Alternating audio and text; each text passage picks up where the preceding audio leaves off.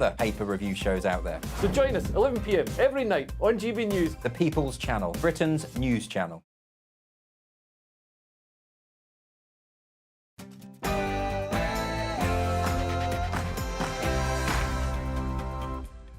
This is Patrick Christys Tonight. So you know what to get away from here. I just want to get away from here. No, go away. You're fascist scum. You're not wanted. Really? I just want to know your views, that's all. Today, I expose the hate marches. I will show you raw footage of what happened when I was mobbed at the pro-Palestine protest as extremism was allowed to run riot. Rishi Sunak hits back after the courts rubbished his Rwanda plan. So let me tell everybody now, I will not allow a foreign court to block these flights. But why wait? Deputy Tory Chair Lee Anderson wants to ignore the law and get deportation flights in the sky right now. He is live this hour. I've got a big Prince Harry truth bomb for you with Angela Levin. You will not believe how he's treated his own father, our king. And things will kick right off with my punchy panel. On the sofa tonight, we've got author and broadcaster Christine Hamilton, Tory MP and former Environment Secretary Ranil Jayawardena, and former Labour Party advisor Matthew Larzer. It's Patrick Christys Tonight, and it's electric.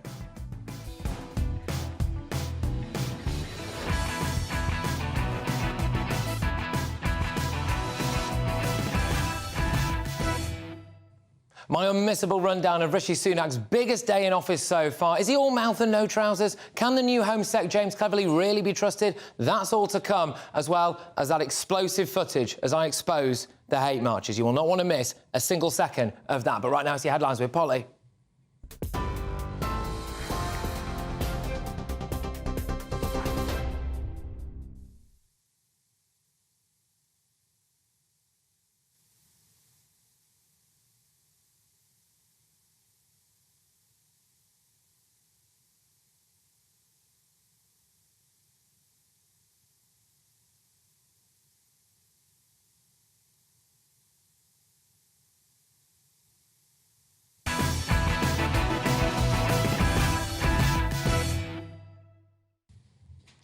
Yes, well, welcome aboard to Patrick Christys Tonight. Like I said, I've got a heck of a lot coming your way because, well, I attended one of the hate marches, didn't I, a little bit earlier on. I wanted to go to try to expose them and see really what the reality is on the ground there. I'm going to be joined by a whole host of unmissable guests throughout the course of this show. We're also going to be bringing you my box office panel, won't we? But, of course, Sir Keir Starmer did face a Labour Party rebellion in the House of Commons. We're going to have all of that and much, much more coming your way.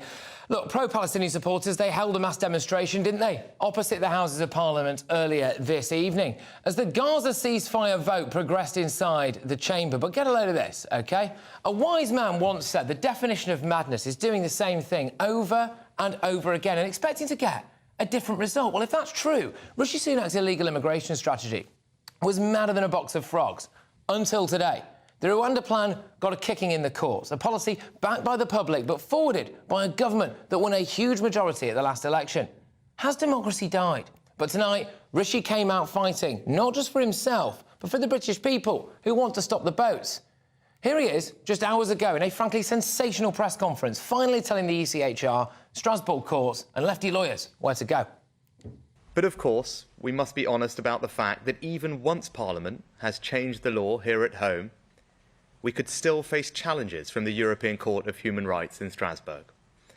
I told Parliament earlier today that I'm prepared to change our laws and revisit those international relationships to remove the obstacles in our way. So let me tell everybody now, I will not allow a foreign court to block these flights. If the Strasbourg court chooses to intervene against the expressed wishes of Parliament, I am prepared to do what is necessary to get flights off. Well, the Deputy Chairman of the Tory party, Lee Anderson, who joins me shortly, by the way, thinks that we should just ignore the law and get the planes in the air right now. Let me know what you think about that. gbviews@gbnews.com. I want to hear from you on this today. I'll go to the inbox. More letters of no confidence have reportedly been submitted. Now, Sunak's promise to, quote, end the merry-go-round. Well, it all sounds too good to be true, doesn't it? And could that be because it is? Can he be trusted to deliver on his words? Suella Braverman thinks definitely not. Her camp have hit out again tonight.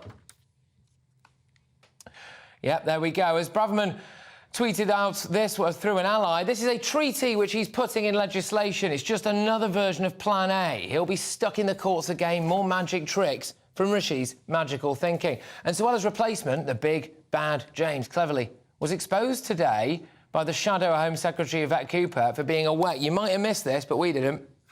I don't believe the new Home Secretary ever believed in the Rwanda plan. He distanced himself from it and his predecessor's language on it. He may even, on occasion, have privately called it bat. But he and I agree. Yeah, well, if that wasn't bad enough either, another Home Office minister is also revealed to have taken the knee during the BLM protesters. So, to summarise, the signs are, I think, good, better than they were this morning anyway. But talk is cheap. According to Sunak, when he said that he would stop the boats, he meant it. So, should we make it happen by getting out of the ECHR ASAP? But has Sunak won over his party? I'll be speaking very shortly to former Environment Secretary Ranil Jayawardena in just a moment. But joining me right now, very gratefully so, is the Conservative MP for Stone. It's Sir Bill Cash. Sir Bill, thank you very, very much. Has Rishi won you over with this latest comment, then, explosive? Well, the short answer is that the jury is out, and for that very good reason. I think the intentions are in the right direction. There is talk of emergency legislation, and that's all very encouraging, but it has to be the right kind of legislation. And basically, as I said to the Home Secretary this afternoon, you've got a legislation which has to be clear, express, and actually has to effectively override those provisions in the European Court and also the Human Rights Act and also the Refugee Convention. And I put down an amendment which was supported by around 60, in fact it would have been many more if more people had had a chance to sign it, about 2 years ago.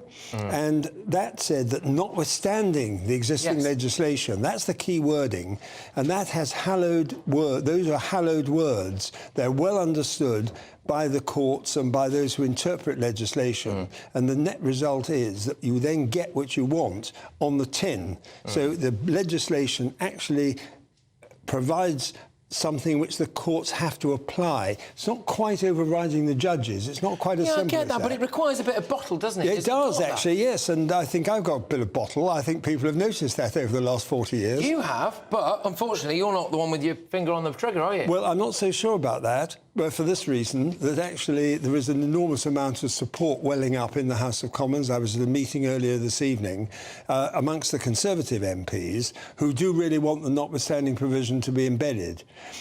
If you provide a clear, unambiguous piece of legislation and then it's taken to the courts will apply it. And there's no point in just saying, oh, the judges are the enemies. The judges will apply clear and unambiguous... But you know what would send a real message, seriously, Yeah. is if you handed a vote no confidence in. No, I'm not going to do anything of the kind. Look, we've got a big crisis on our hands and we've got to get this right. And frankly, I don't have the slightest confidence in Keir Starmer and his rabble. I'll tell you this, if you had a confidence motion or you get rid of Rishi Sunak at this moment in time when he's coming up with these ideas, I've already been talking to government ministers since the debate ended this afternoon, or the statements ended this afternoon, and I'm getting a very good response from them. They are listening, and basically I think we can solve the problem, but it has to be clear and unambiguous legislation, and it has to provide the judges with the message that Parliament has to prevail. The Deputy Chair, your Deputy Chair, Lee Anderson, is going to be sitting just over there. Yes. Later on this hour. Yes. He thinks we should ignore the law and get the planes taken off. What do you reckon to that? Well, look, Lee and I are great friends, so make no mistake about that, very close friends. It's not quite my take. I don't actually believe that you can just do that. I think what we need to do is to get the legislation right and to make quite certain that it is complete belt and braces and copper-bottomed. It can be done.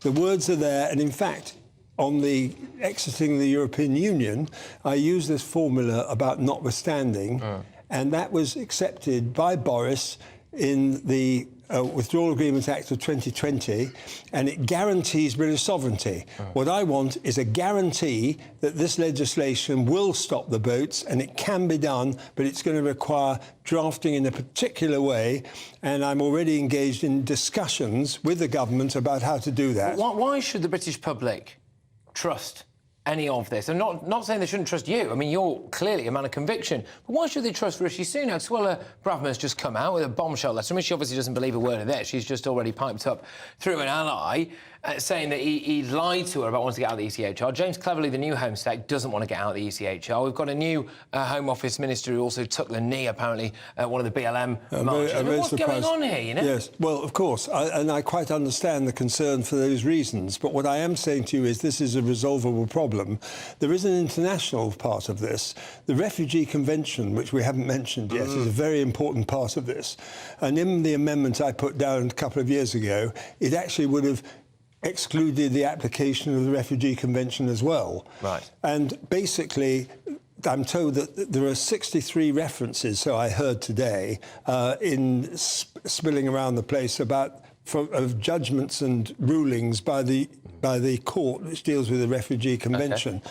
And those have got to be overridden. If you actually override the Refugee Convention, then all the case law in this particular case, as applied to our own problem with regard to borders, will in fact be solved. OK, look, very quickly, so we're pressed for time here, right? Yeah. You don't want to vote in her confidence. You're not going to hand a letter in. You don't agree with... No, I didn't say that I was... Look, people know me. I've been doing this for a long time.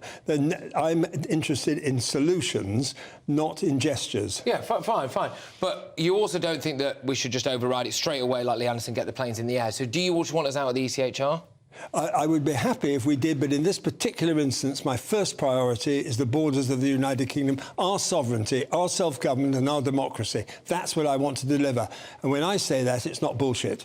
OK, well, we're off to a flyer tonight, aren't we? That is Sir Bill Cash. Sorry if anyone's offended by the language, but there we go. He really means it. All right, OK, so look, as Sunak's press conference was taking place, there was a pro-Palestine protest outside Westminster, calling for the ceasefire vote to go through inside Parliament. I went down there to check it out, and unfortunately, things turned ugly. Watch. I just want to know why you're here today.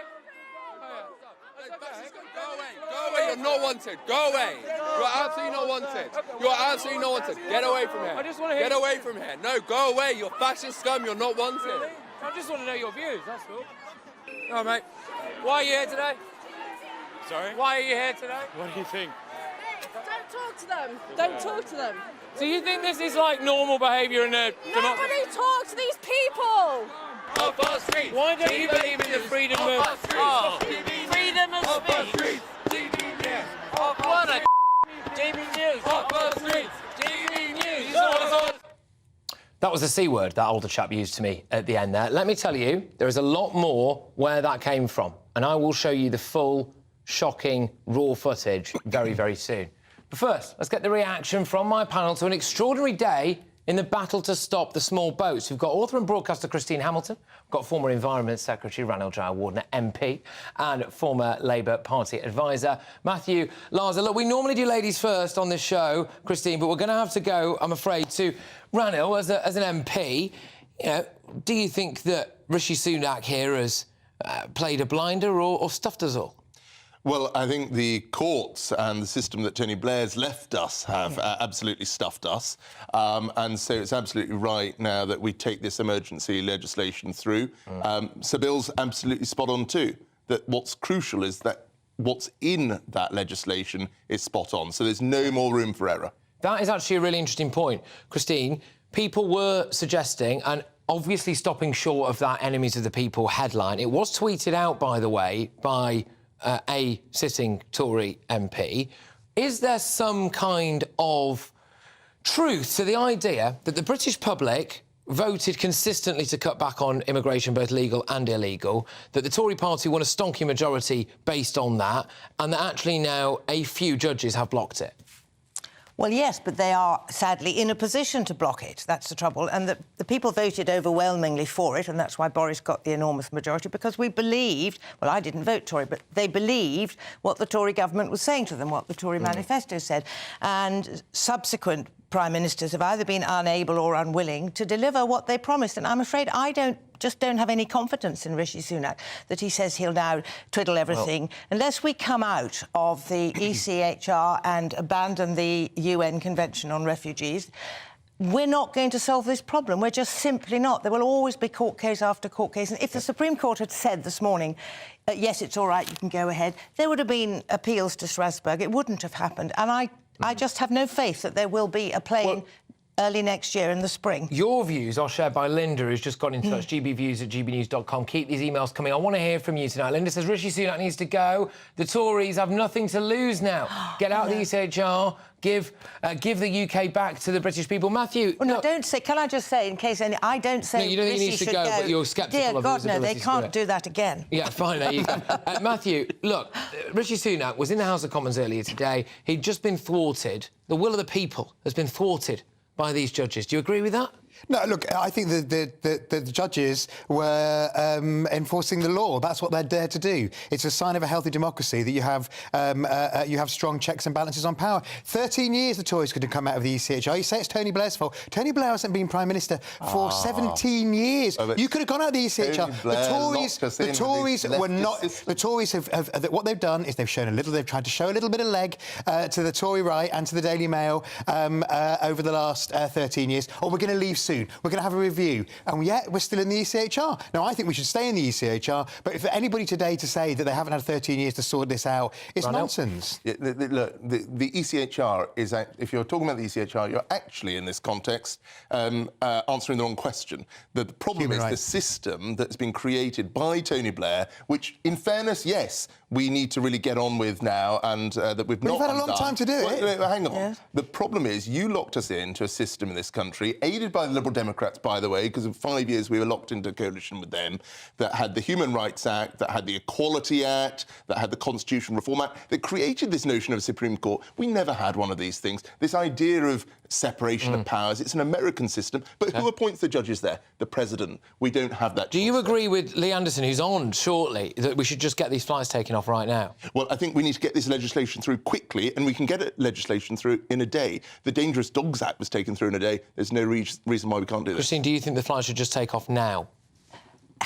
Yeah, half of me does, yes, but on the other half, I'm a law-abiding citizen, and so no, they should. But to be honest, I am just at the end of my tether with all this business, so I have a great deal of sympathy with Lee Anderson, and I think there's a mass of people who support the Tories or on that wing of politics who are furious with the way that their will has been flouted on and I agree with Matthew to a certain extent. The Tories have had 13 years to sort this out. But the alternative we're staring down the barrel of is Keir Starmer... With a plan to stop the boats, Patrick. What's the plan? With legislation. No, absolutely not. With a five-point plan to stop the boats. Let's remind ourselves, it's all about Tory gimmicks. What is the plan? We're making it all about... Answer the question. What is Keir Starmer's grand plan to stop Use terrorism powers against the people smugglers. The Tories have failed to do it. The judges. 165,000 applications sitting there with dust on them, not sorted. A proper agreement on sharing of information across border. So how does he get through that? He waves them through, doesn't he? No, there's nobody. Nobody's going to wave anybody through. The Tories have had 13 years to stop the boats. The small boats crisis was created on their watch, and only Labour will solve it. If I hear Rishi Sunak say one more time, I will do whatever it takes, whatever it is. Yeah, it's enough to make one Can I say the words Bibby Stockholm barge? All right. There are 6 people on that tonight. He doesn't do it. He's a snake oil salesman. We are off to an absolute flyer here, and there's plenty more of this to come. But find out what happened when I got mobbed at the latest Pro-Palestine hate march. GBNews, don't talk to them. Okay, fine. We just want to know why people are here. Shame on you! Shame on you! Shame on you! Shame on you! A classic bit of two-tier policing coming your way shortly. You do not want to miss that. Plus, Lee Anderson joins me live in the studio to respond to yet more calls for him to get the sack. In fact, we're going to put that to him. But next in The Clash, it's the big question. We had a little flavour of it there, but we're zoning in on it now. Do we need to leave the ECHR? Human rights lawyer Dr Shoaib Khan and Reform Party spokesperson Rupert Lowe are going to have a massive row, and that's next.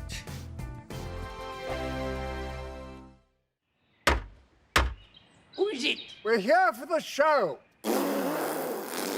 Welcome to the Dinosaur Hour with me, John Cleese. I was married to a therapist. And you survived? I thought we were getting Hugh Laurie. Second best. You interviewed Saddam Hussein. What's that like? I was terrified. I'm playing strip poker with these three. Oh! No, thank you. My CDs need to be put in alphabetical order. Are you going to be problematic again? The Dinosaur Hour. Sundays at 9 on GB News. What you get for breakfast is something that, if we do our jobs right, you will wake up to news that you didn't know the night before. It's a conversation. It's not just me and Eamon. We want to get to know you, and we want you to get to know us. From 6, it's Breakfast with Eamon and Isabel. Monday to Thursdays on GB News, Britain's news channel. I think the most exciting bit for me is talking to people. People who I think are ignored often by the major news channels. We're going to give news they want to hear. There's a voice there that needs to be heard. I think there's a chance here for a diversity of opinion to be expressed, which you don't find elsewhere. It's really exciting. We don't hold back. We're free to say how decisions that are taken here affect us all around the country. Only on GB News, the People's Channel, Britain's news channel. The Jubes and Kerr, we tackle the issues of the day with real, robust debate, both sides of the fence, battling it out with me in the middle with my forthright opinions and views. And often really interesting things happen because you start with a position and then by the end of the debate you find actually, well, I might not have thought about that one. What we need in this country is 2 new political parties. You should maybe think about doing a 2024 calendar. I'm Michelle Dewberry and I'm keeping you company right through until 7 o'clock this evening. GB News, the People's Channel, Britain's watching.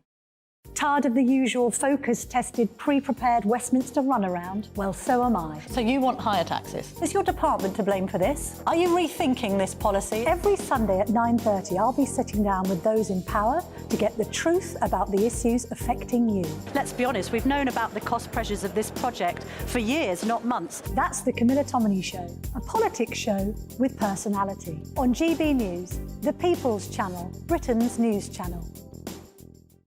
In the GB Newsroom, we bring you the news as it happens. With our team of dedicated journalists across the UK, we're ready to give you accurate reporting every day. When the news breaks, we'll be there with bulletins on GB News, the People's Channel, Britain's news channel.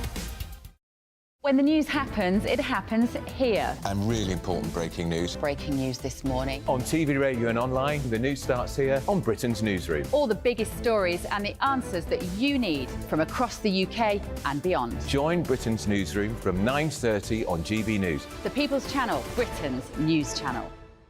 GB News, unlike other broadcasters, isn't obsessed with the London-Westminster bubble. We think there's a nation beyond the M25, and that's why we talk about the issues that matter across the land. Join me on State of the Nation, 8 to 9 o'clock, Monday to Thursday, on GB News. Daisy's listening, and you should too.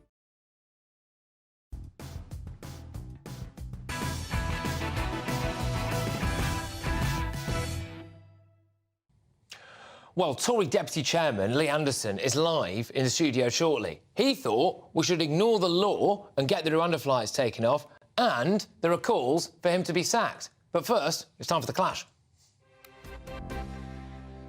And Rishi Sunak has sent shockwaves through British politics tonight, announcing in a shock press conference emergency legislation declaring Rwanda a safe country and insisting that he will not allow foreign courts to block future deportation flights to Rwanda. And Sunak's show of strength against supranational courts raises the obvious question, OK?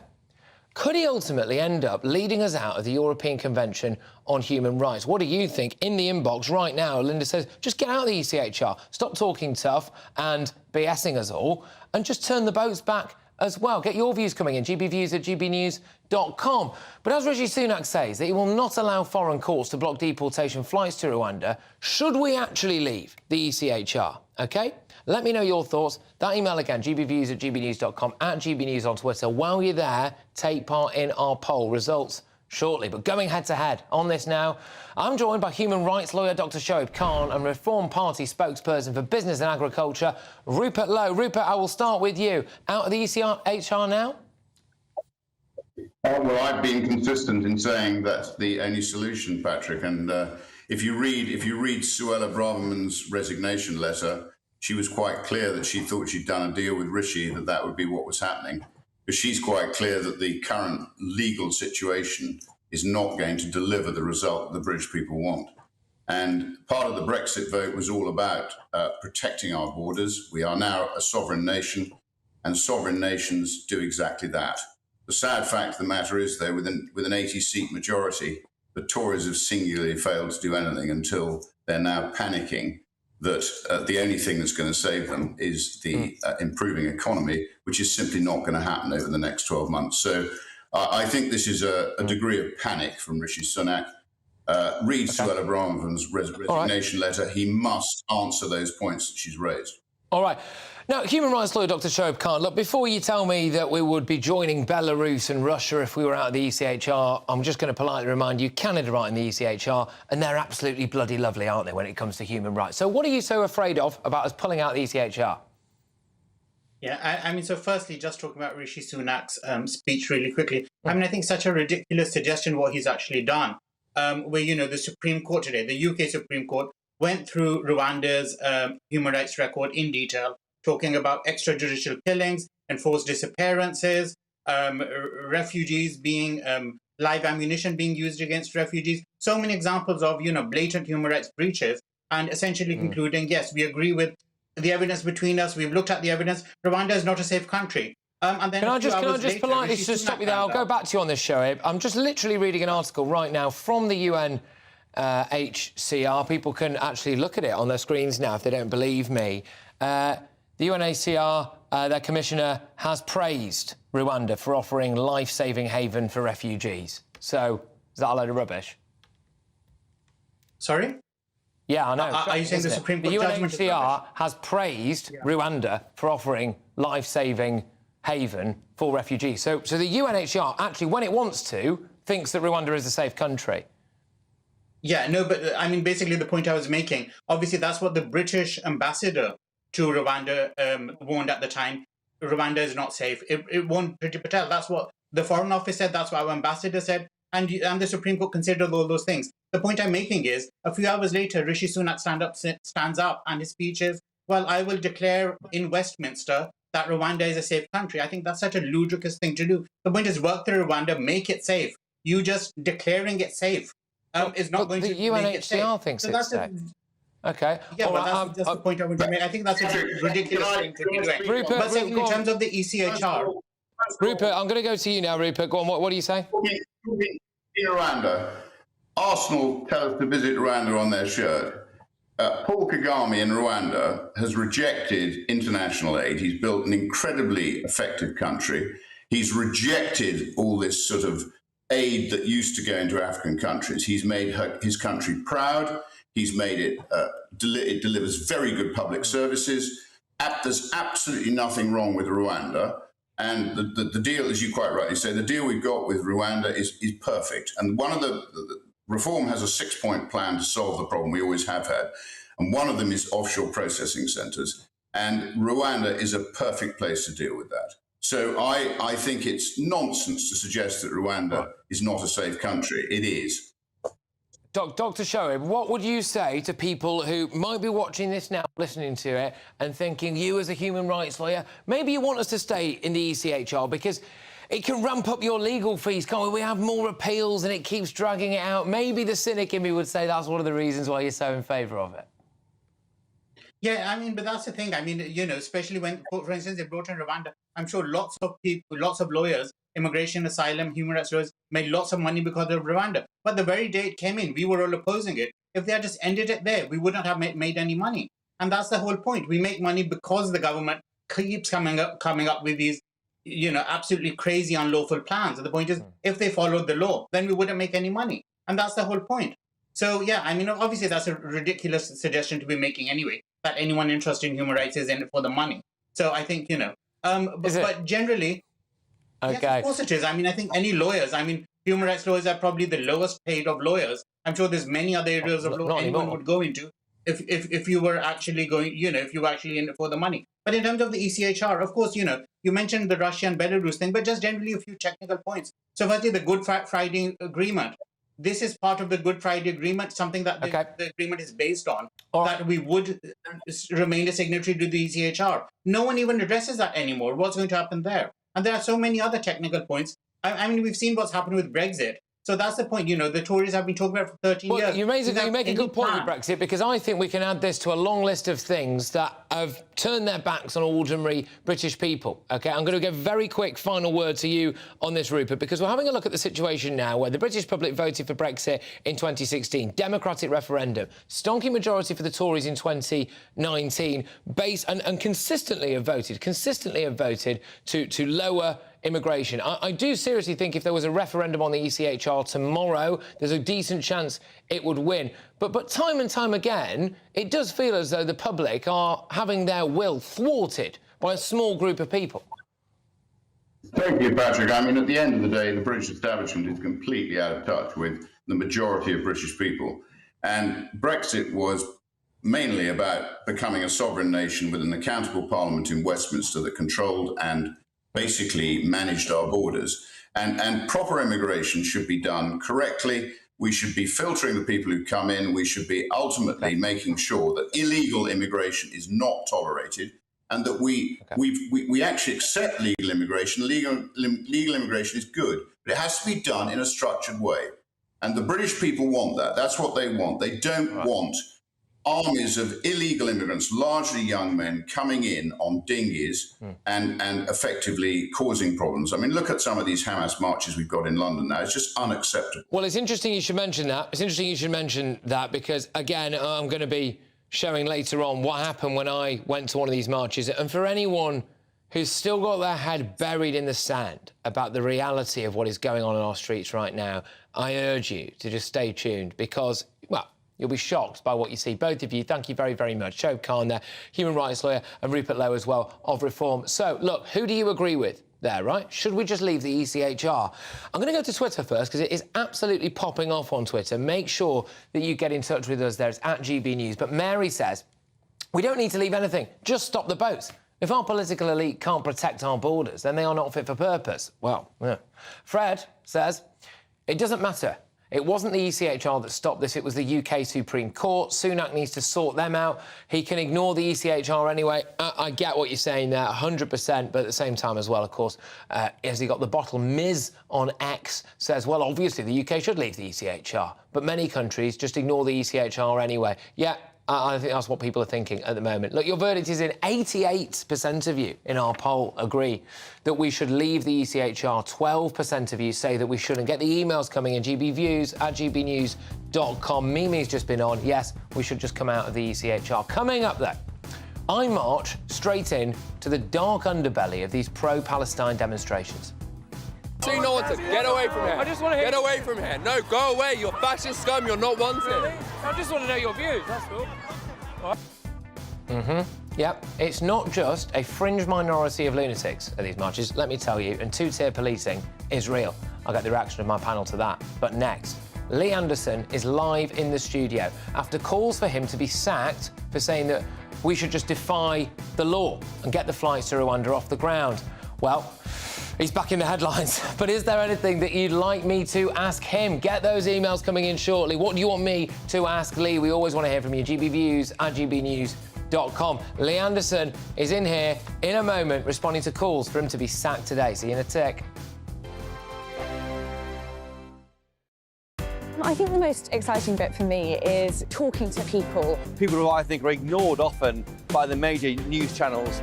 We're going to give news they want to hear. There's a voice there that needs to be heard. I think there's a chance here for a diversity of opinion to be expressed, which you don't find elsewhere. It's really exciting. We don't hold back. We're free to say how decisions that are taken here affect us all around the country.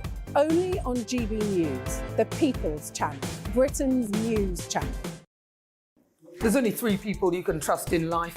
Your doctor, your lawyer, and your nana. I'm not sure. So join me, Nana Acquare, at 3 p.m. every Saturday and Sunday, where we discuss the biggest topics of the weekend. Be ready for battle. Could you be quiet? What is this? It's my new teeth. It's your new teeth. I don't bite. Well, not without a good reason. Always honest, always fun. Every weekend at 3 p.m. on GB News, the People's Channel, Britain's news channel. So Jubes and Kerr, we tackle the issues of the day with real robust debate, both sides of the fence, battling it out with me in the middle with my forthright opinions and views. And often really interesting things happen because you start with a position and then by the end of the debate you find actually, well, I might not have thought about that one. What we need in this country is two new political parties. You should maybe think about doing a 2024 calendar. I'm Michelle Dewberry and I'm keeping you company right through until 7 o'clock this evening. GB News, the People's Channel, Britain's watching. Join us every night on GB News at 11 p.m. for Headliners, which is 3 top comedians going through the next day's news stories, which is exactly what you need, because when the establishment has gone crazy, you need some craziness to make sense of it. Headliners. You don't have to bother reading the newspaper. We've got it covered for you. Every night at 11 p.m. and repeated every morning at 5 a.m. We won't send you to sleep like some of the other paper review shows out there. So join us 11 p.m. every night on GB News. The People's Channel, Britain's news channel. GB News, unlike other broadcasters, isn't obsessed with the London-Westminster bubble. We think there's a nation beyond the M25, and that's why we talk about the issues that matter across the land. Join me on State of the Nation, 8 to 9 o'clock, Monday to Thursday, on GB News. Daisy's listening, and you should too. Every Sunday from 11, join Michael Portillo. There will be topical discussion, looking at the week before and the week to come. So kick back and relax at 11 a.m. on Sundays on GB News with me, Michael Portillo. GB News, the People's Channel, Britain's news channel. I'm Andrew Doyle. Join me at 7 o'clock every Sunday night for Free Speech Nation, the show where I tackle the week's biggest stories in politics and current affairs with the help of my 2 comedian panellists and a variety of special guests. Free Speech Nation, Sunday nights from 7 on GB News, the People's Channel, Britain's news channel. Tired of the usual focus-tested, pre-prepared Westminster runaround? Well, so am I. So you want higher taxes? Is your department to blame for this? Are you rethinking this policy? Every Sunday at 9:30, I'll be sitting down with those in power to get the truth about the issues affecting you. Let's be honest, we've known about the cost pressures of this project for years, not months. That's the Camilla Tominey Show, a politics show with personality. On GB News, the People's Channel, Britain's news channel.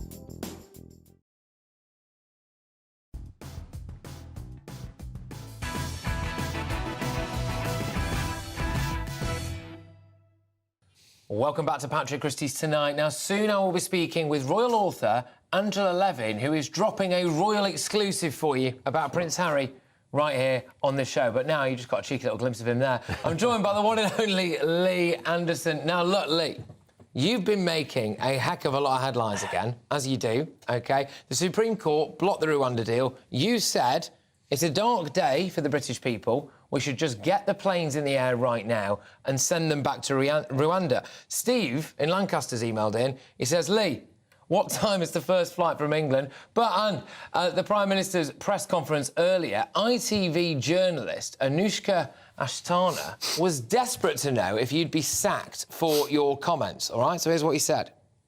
Well, I think what Lee's comments, and indeed the comments of others, do is reflect the strength of feeling in the country on this issue. And I absolutely share, actually, in the frustrations that my colleagues and indeed people across the country have about this. What do you make of that, Lee? Well, ITV wants his sacked. Well, yeah, well, ITV can go and do one, as far as I'm concerned, Patrick. I mean, quite clear that the Prime Minister is backing the sentiment of what I said. I spoke to Rishi tonight, actually, just before I got here. Look, we are frustrated. We're fed up. You know, we've marched up the hill a few times on this issue. This is a bit of a kick in the teeth. But you know what? I think every cloud is a silver lining. This forces us on now. I know you spoke to Bill Cash earlier. He's an expert on this matter. And, you know, we need to make sure that the laws, and Rishi said we're going to change the law, more legislation to make it watertight. But here's the thing. Here's the thing, Patrick. The people in Ashfield, the people in this country are fed up to the back teeth of these illegal migrants coming over this country, taking the mick, they're stopping in hotels, they're costing us an absolute fortune. And I've always said, I've been consistent from day one, we should send them back the same day. If we did that, they'd stop coming. So you are doubling down on your comments earlier, ignore the law, get the flights taken off. I've never changed my mind on this from day one. They should be sent back the same day. Like they do in Australia, they turn them around, they stop the problem. These people... Look, Patrick, when you go to bed tonight, you will lock your back door and put your alarm on, and you do that for a couple of reasons, really. You don't want intruders coming in, and you don't want your house being broken into, and you want to be safe. We should do the same with our borders. It's as simple as that. OK, so to answer Steve's question, what time is the first flight from England taking off? Now, I imagine. Well, I'd like it to go now. I'd be waving it off on the runway with my union flag and saying, you know, you come here, you get in this country, you break into this country, you come here illegally, you throw your passports away, we don't want you, get on that flight. OK, strong stuff. There you go, Steve. I think your question has been well and truly answered there. But where do you see the Tories going from here, Lee? You know, is the party in yet another leadership crisis? No. There's rumours of letters of no confidence, more letters of no confidence. Let me just tell you now, Patrick, here on GB News, that's nonsense. There's no way there's going to be a leadership contest. We don't need a leadership contest. We need to let Rishi crack on with the job. Look, if people start... I think there's one letter gone in. You know, I think you need about 50 letters. Well, let's talk of 7 now. But there's not, mate. There's one letter gone in. And this is the thing. If there was a leadership election, Rishi would win. Hands down, as simple as. So would he, though? Because, yeah, absolutely. The membership didn't vote for him. Yeah, but the membership wouldn't get a vote. You've got to get over a certain tipping point to get into the last 2. It would win, as simple as that. Talk of a leadership election at this stage is absolute nonsense. It's playing right into the Labour Party's hands. So you're not going to resign, then? No. Absolutely no. not? I've never resigned from anything in my life, I don't think. No. No, never. You're not for walking away. You're not for turning. Not for turning. I mean, my role is a political role. I think, I speak to members every single week, Patrick, up and down the country. I think I've got my, I've got my finger on the pulse, the political pulse, if you like, of the membership. They're frustrated. You know, the country's frustrated. But you know what? I mean, we've seen Labour tonight in the chamber, and we've heard them rattling on this afternoon. They ain't going to solve this problem. I know people are frustrated. I'm frustrated. People like Bill Cash out there, he's frustrated. But the only party that can sort this out is the Conservative Party. Do you think people like Bill Cash would rather still have Suella in? No, I don't think he would. I mean, Suella, she's a good friend of mine. I think she's been a great Home Secretary. She's been very, very strong. But, you know, we've moved on. And the one thing I've learnt in politics, Patrick, in the short time I've been involved in that place over there, is that people say a week is a long time in politics. Sometimes it's a short week, but it is. You know, this time next week, Suella will be forgot about, and we'll be talking about something else. Just quickly on this one, Phil's been in touch, and it ties in, thank you, Phil, for something that I'm going to be talking about later on when I show this raw footage of when I was at this, and it is a hate march. Yeah, I've seen a bit of it. He says, can you ask how long we can go on with this ridiculous two-tiered policing? We had racism on the streets there, we had extremism, and they asked us to leave, and this was all kicking off. This is the problem. I mean, most of this is in... We don't see it in my neck of the woods, Patrick, to be honest. We see it in London a lot, and I think sometimes Mayor Khan turns a blind eye to this. You know, they're very quick to clamp down on one particular set of protesters, but seem to turn a blind eye on the others. We've seen tonight, actually, on Whitehall. I was a little bit late getting here tonight because it was absolutely rammed with Palestinian flags, and I'm sure amongst them there were people shouting horrible, nasty things, vile things. Stay tuned, everybody, because you're going to see some really fascinating stuff. It kicked off big time, and I think it exposes, frankly, the reality of what is going on at these marches and the way that the police deal with them. Just one final one, bit of a shift in tone here, Lee, a bit of a different one. We always like to get you on the old culture or the wokey stuff, right? So in other news, a female pool player walked out of a national competition after refusing to play against a trans athlete, Harriet Haynes. Take a little look at this. Yes,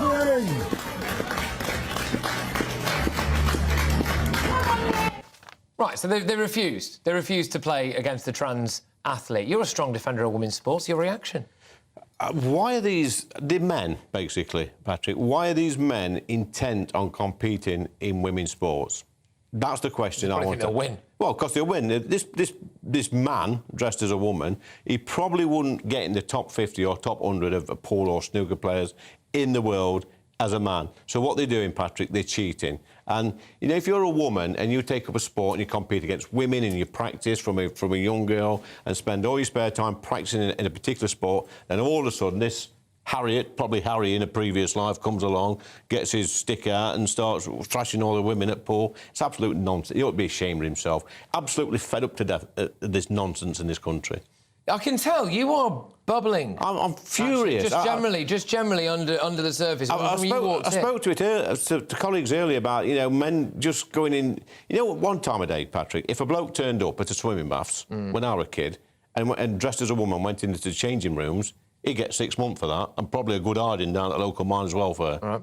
Well, there you go. Look, Lee Anderson, the Deputy Chair of the Tory party, you heard quite a lot of stuff there. I'm just going to go to a statement made by Harriet's lawyer with her endorsement. It says, for all the comments that people hold that being trans is an advantage in cue sports, there is no scientific evidence to prove that. Indeed, that is the view also shared by the World Professional Billiards and Snooker Association and the International Olympic Committee, who classify cue sports as precision sports and thus not affected by gender. So there we go. Lee, thank you very much. Always a pleasure. Strong stuff, as always. Coming up, find out what happened when I went down just to turn up to ask a couple of really reasonable questions, by the way, but ended up exposing the latest pro-Palestine rally for what it really is, in my view, a hate march. What's going on right now? I know you've got a difficult job, right? I'm trying to manage your safety right now. I'm trying to manage the rest of it. Yeah, and a bit of two-tier policing to boot as well. But next, as Prince Harry reportedly makes a birthday phone call yesterday to King Charles, does it mark a turning point in the royal family's feud? Royal biographer and journalist Angela Levin, well, she's got an important exclusive for you. She joins me in the studio. That's next, don't miss it.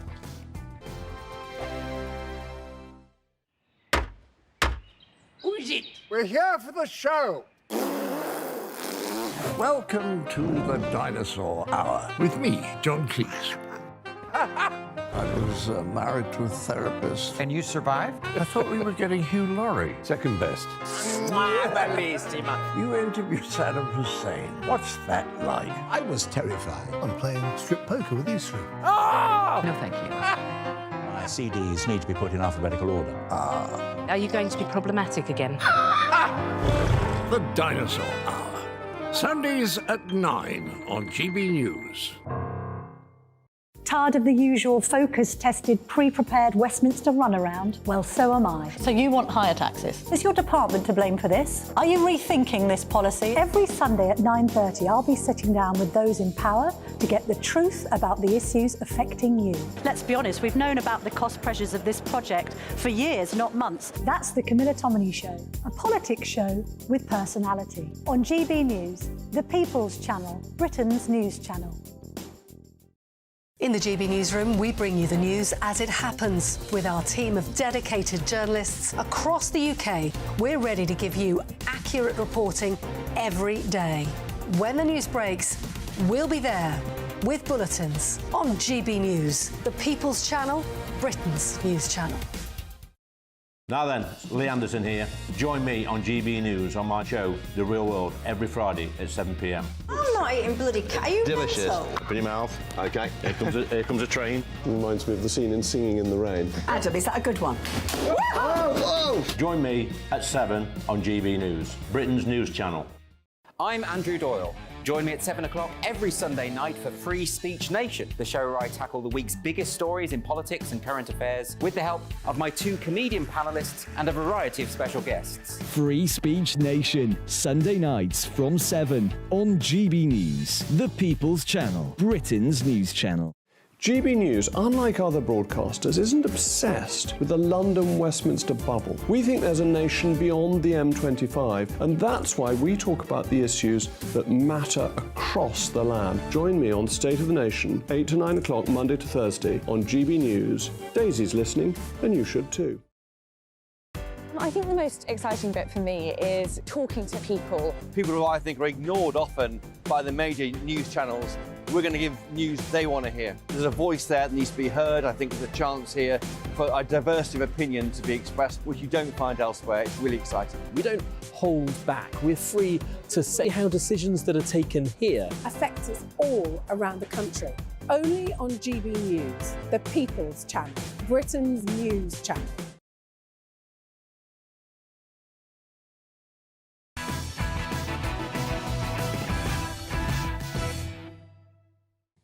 Welcome back to Patrick Christys Tonight. And Prince Harry reportedly phoned King Charles yesterday to wish his dad a happy 75th birthday. And could it be, though, the start of a shock reconciliation? The Telegraph is reporting that father and son have reached a turning point and they are to speak again next week. The King is also believed to have chatted with Meghan, believe it or not, the Duchess of Sussex.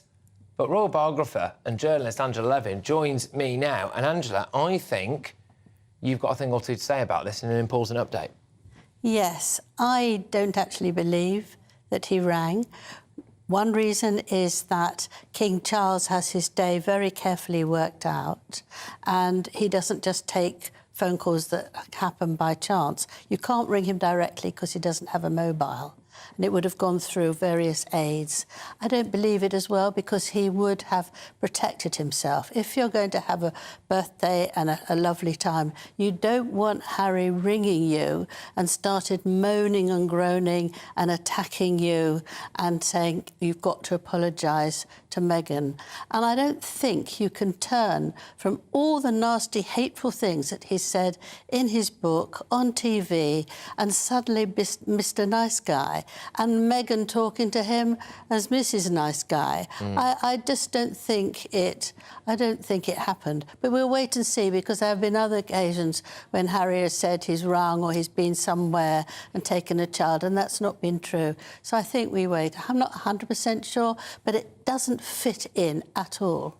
So you really just straightforwardly do not believe that Prince Harry called his dad on his birthday, then? I don't believe that, and I don't believe that that he would have been spoken to, even if he had, because he would upset the whole day. Apparently he spoke to Meghan as well. Yeah, come on. Meghan can't stand this country. She hates the royal family. Why would she suddenly want to talk? Unless they've got a big plan there. They need to make money and they want to sell a story about their talking, or they want to help him to give them a home, all those things. I'm afraid to be very cynical, but this is the pattern he's done. Well, now, this moves us on nicely to our next story, and you've really been getting your nose into this one, OK? So explosive extracts from an upcoming book, Endgame, by royal journalist Omid Scobie, remember him, have been released today, and Scobie has lashed out at the royal family, claiming that Harry and Meghan were left in the dark over the Queen's death. Angela, here's an extract. When the plane started to descend, I saw that my phone lit up. It was a message from Meg. Call me when you get this. I looked at the BBC website. My grandmother had died. My father was king. OK. Do you really believe those claims? No. The thing is that he started having a huge row with either his brother or his father to get Meghan to go up and see the late Queen up in Scotland. And they didn't want any women there, and Catherine didn't go, so it wasn't a spitefulness on Meghan. And he missed the plane that was taking them all up because he was arguing because he didn't want to leave Meghan behind. And this thing about not knowing anything isn't true, because the royal family were told, just as they were about her husband, that he was passing away, that she was very ill. You could see it anyway. If you looked at her, you could see she was, poor woman, was shrivelling and in pain. Yeah. And you can't tell somebody exactly when someone is going to die. None of us know that. But he's just looking for reasons to moan again and again and again. He said this years ago and is still now letting it come out again in another book and another moan. It's too terrible. I can just like to tell you a couple of things there. I mean, you know, that he and Meghan in the dark, that was one. But this is what Scobie said. The family is ignoring its internal fractures at its own peril. That's very unpleasant. And it's also Harry's thing, because he thinks that he and Meghan can run a much better monarchy, much more modern than there has been. So this nasty thing, fractures at its own peril. I think the monarchy is doing very well at the moment. And yet, Scobie says, heir to the throne William has prioritised his loyalty to the monarchy, even quietly cooperating with the UK press to undermine Harry.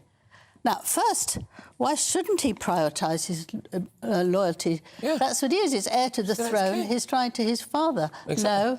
So that's very nasty. You know, one of the reasons why I am very sceptical about what Harry says is because we were all in this newsroom on that unbelievably depressing day that our late Queen passed away. And if we're being honest, we knew a couple of hours before it's officially announced. I think pretty much most journalists, people working in TV, we're getting the black suits on a couple of hours before they went on telly wearing them and announced it. So the idea that Harry found out by looking at BBC News, I find that incredibly hard to believe. We've got less than a minute. Can you summarise quickly, Angela, what's going on with the Invictus Games? Because it's in trouble, isn't it, financially? Yeah, the Invictus Games is not going to have any money. They are concerned about Harry and Meghan charging the journey, the protection and all the things that they want. Meghan likes a room repainted and all that sort of thing. OK. They're more than 300 million in the red.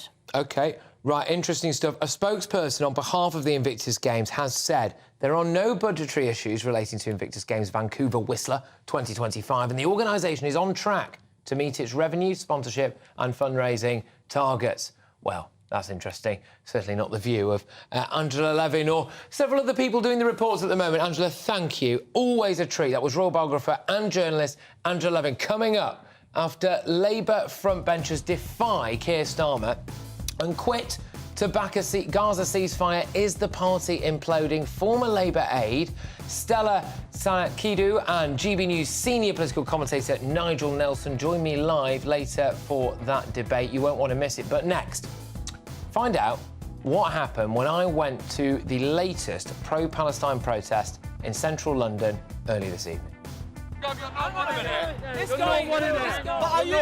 You're fascist. This guy wanted to talk. He approached me. He approached me. Yeah, it's something that you need to see. I'm very glad that we went to try to just see what was going on there. And I'm actually quite glad that we got the reaction that we did, because I think some people are still in denial about the reality of the kind of people that are at these protests and what the undercurrent there really is and the way our police deal with it. All of that's coming your way. Just a sec. Good evening, Alex Burkill here again with your latest GB News weather update. There may be a touch of frost and some fog around as we go overnight, but then heavy rain and strong winds expected in the south as we go through tomorrow, in association with a low pressure system that's currently to the southwest of the UK, making its way in as we go through the next 12 hours or so. As we go overnight, we are going to hold on to the largely cloudy skies across some northern parts, though clearer skies towards the far north of Scotland, allowing for some frost here. Elsewhere, a few pockets of mist and fog perhaps before the wet and windy weather I mentioned earlier pushes in across parts of the south and southwest. This will actually lift temperatures here, and so a milder start for some in the south, but also a wet and windy one, a wet and windy morning for many here as well as that rain pushes its way through. Likely to be some disruption, particularly on the roads through the morning rush hour, and then the heaviest rain and strongest winds do clear away towards the east through the afternoon, but further showery outbreaks following in behind. The best of the sunshine likely to be across parts of Scotland. Temperatures for many down a degree or two compared to today. As we go into Friday, and watch out for a bit of mist and fog and perhaps some frost first thing in some places, but otherwise it's looking like a largely fine day. A few showers to watch out for, but most places staying dry and plenty of sunshine before some wet and windy weather returns from the west as we go into Saturday. So the weekend does look like it will be much more unsettled than through Friday. Heavy rain and strong winds, especially in the west.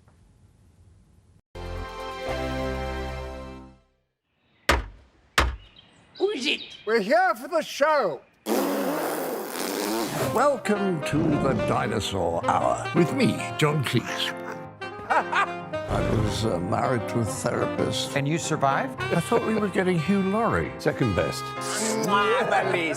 You interviewed Saddam Hussein. What's that like? I was terrified. I'm playing strip poker with these three. No, thank you. My CDs need to be put in alphabetical order. Are you going to be problematic again? The Dinosaur Hour. Sundays at 9 on GB News. What you get for breakfast is something that, if we do our jobs right, you will wake up to news that you didn't know the night before. It's a conversation. It's not just me and Eamon. We want to get to know you, and we want you to get to know us. From 6, it's Breakfast with Eamon and Isabel. Monday to Thursdays on GB News. Britain's news channel. Tired of the usual focus-tested, pre-prepared Westminster runaround? Well, so am I. So you want higher taxes? Is your department to blame for this? Are you rethinking this policy? Every Sunday at 9:30, I'll be sitting down with those in power to get the truth about the issues affecting you. Let's be honest, we've known about the cost pressures of this project for years, not months. That's the Camilla Tominey Show, a politics show with personality. On GB News, the People's Channel, Britain's news channel. I think the most exciting bit for me is talking to people. People who I think are ignored often by the major news channels. We're going to give news they want to hear. There's a voice there that needs to be heard. I think there's a chance here for a diversity of opinion to be expressed, which you don't find elsewhere. It's really exciting. We don't hold back. We're free to say how decisions that are taken here affect us all around the country. Only on GB News, the People's Channel, Britain's news channel.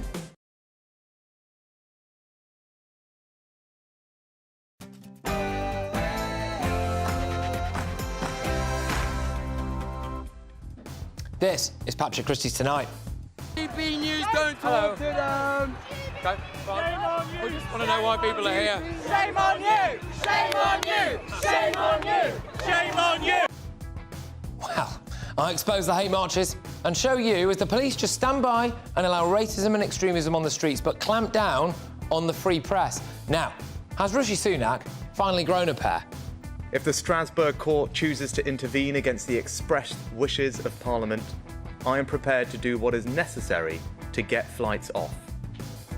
Rwanda got a kicking in the courts, but should Rishi just get the planes in the air right now? Labour, though, is about to implode. Talk of mass sackings and resignations over Gaza. Stay tuned for a special second edition of The Clash that's coming your way, and you will not believe some of the explosive stories inside tomorrow's newspapers. I will reveal them to you just after 10:30 in the most entertaining press preview that you will get anywhere on national telly. And here with me, our author and broadcaster Christine Hamilton, Tory MP, he's had a busy day, former Environment Secretary Ranald Jayawardena and former Labour advisor Matthew Larser. As you can see, you really shouldn't go to bed. I expose the hate marches after the headlines.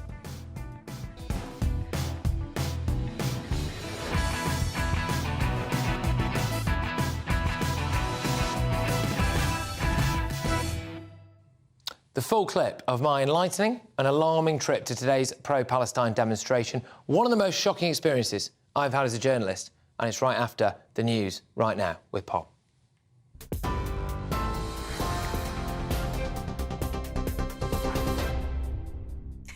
Patrick, thank you, and good evening. Well, our top story tonight is that Sir Keir Starmer faced a Labour rebellion in the House of Commons tonight as MPs voted on Gaza, and 8 members of the shadow cabinet ended up leaving the party after failing to toe the party line. The Labour leader had ordered Labour members to vote for humanitarian pauses in the fighting and reject the SNP King's Speech Amendment, calling for all parties to agree to an immediate ceasefire. Our political correspondent, Catherine Foster, has more.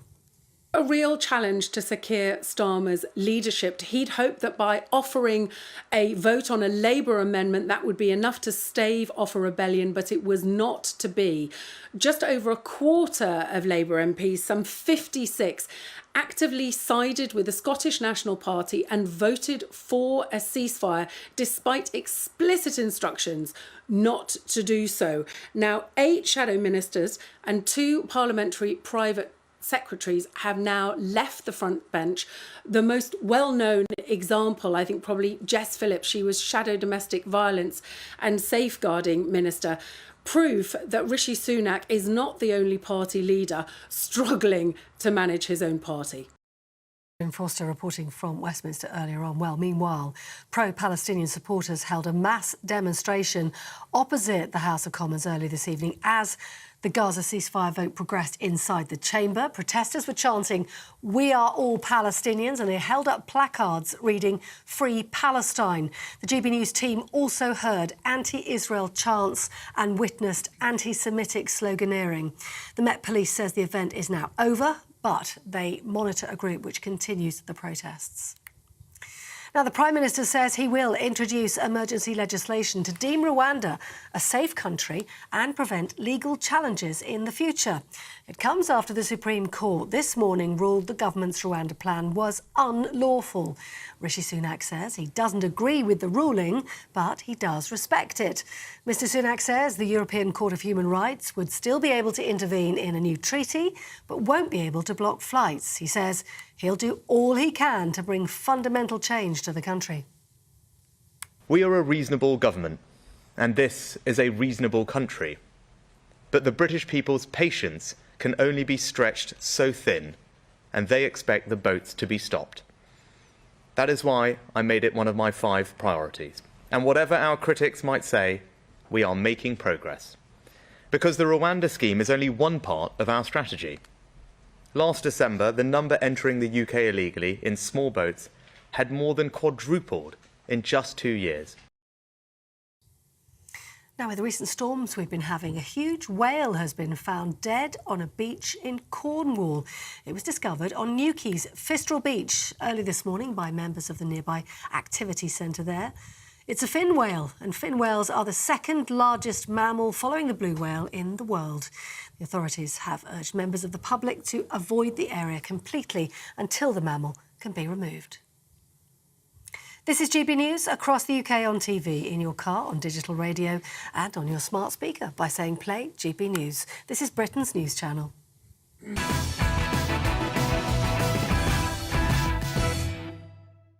Today, I experienced the hate marches.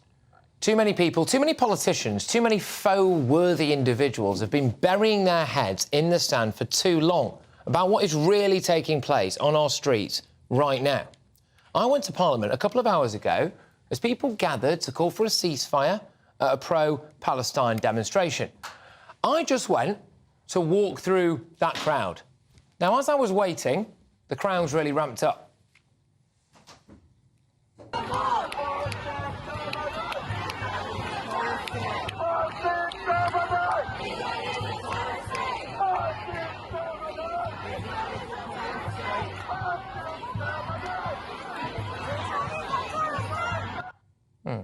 It was a cauldron. Now, chants of "From the River to the Sea" were ringing out as well. F Israel was being shouted by people wearing masks. You can listen to some of the chants as well as the tension builds. So you're saying Israel is a terrorist And state? Hamas as well. And Hamas as well? Definitely. Hello, mate, I'm with GB News. Don't talk to GB News. Quick question. Why are you here today? Where are you from? I'm just recording for GB News. Yep. Okay. Can I ask why you're covering your face? I just want to know why you're here today. Oh, yeah.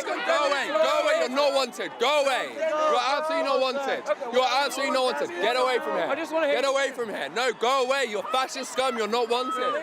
I just want to know your views, that's all. Free Palestine. What does Free Palestine mean? A ceasefire. So ceasefire now.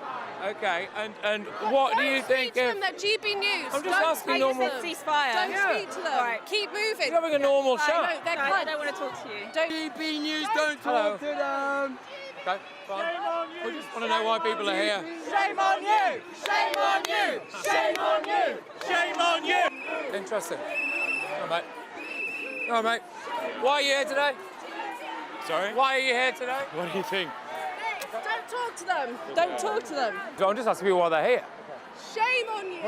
Perhaps you can do it on the peripherals right there. So do you want me to? So this is going to be allowed. Like people, like is it? Are we going to have to be the ones to move because of people accosting us? Is that what's going to have to happen? what's going on right now? I know you've got a difficult job, right? I'm trying to manage your safety right now. I'm trying to manage the rest of it. This guy wanted it. But are you? You're fat. This guy wanted to talk. He approached me. He approached me. GB News off our streets. GB News off our streets. GB News off our streets. GB News off our streets. GB News. Well, that is a hate march. I had a security guard with me, and if he wasn't there, I do genuinely think that I may well have been physically attacked. I would like to thank him very much for what he did to protect me and our cameraman as well. The police stood by and allowed behaviour like that, and much worse as well, and told us to move along instead. We were asked to leave, but racism and threatening behaviour is allowed. Before I get the thoughts of my panel, let me cross live to activist Peter Tatchell, who was at the protest tonight.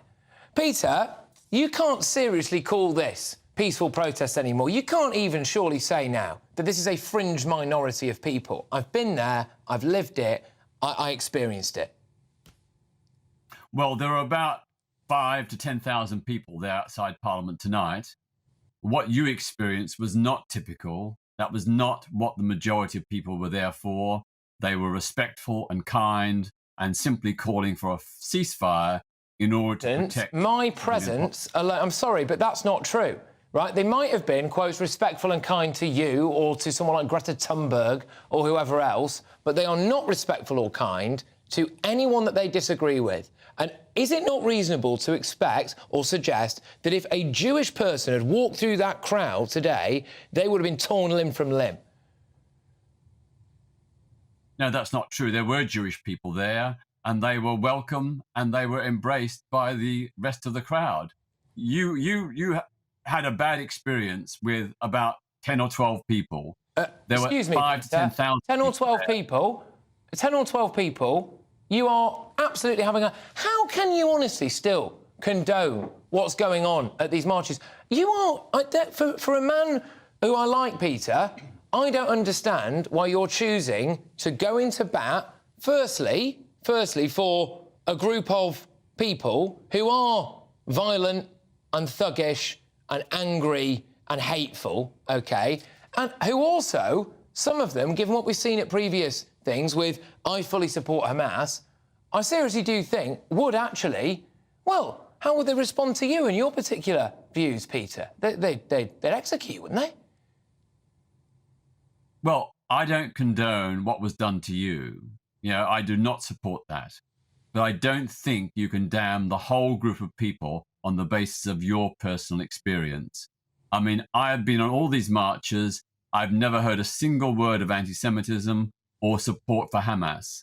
But there was and have been some people, a tiny minority. They do not represent the whole. And it's really unfair to damn the whole protest because of a small I just minority. Walked through it, Peter.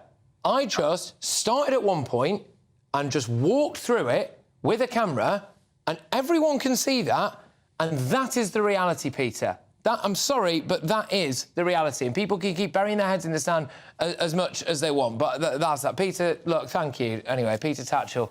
Look, I'm going to go to my panel now. Author and broadcaster Christine Hamilton, former Environment Secretary Ranald Jayawardena MP, and former Labour Party advisor Matthew Larser. Look, Ranald, I'll start with you on that. I mean, look at that. Suella Braverman was right, wasn't she?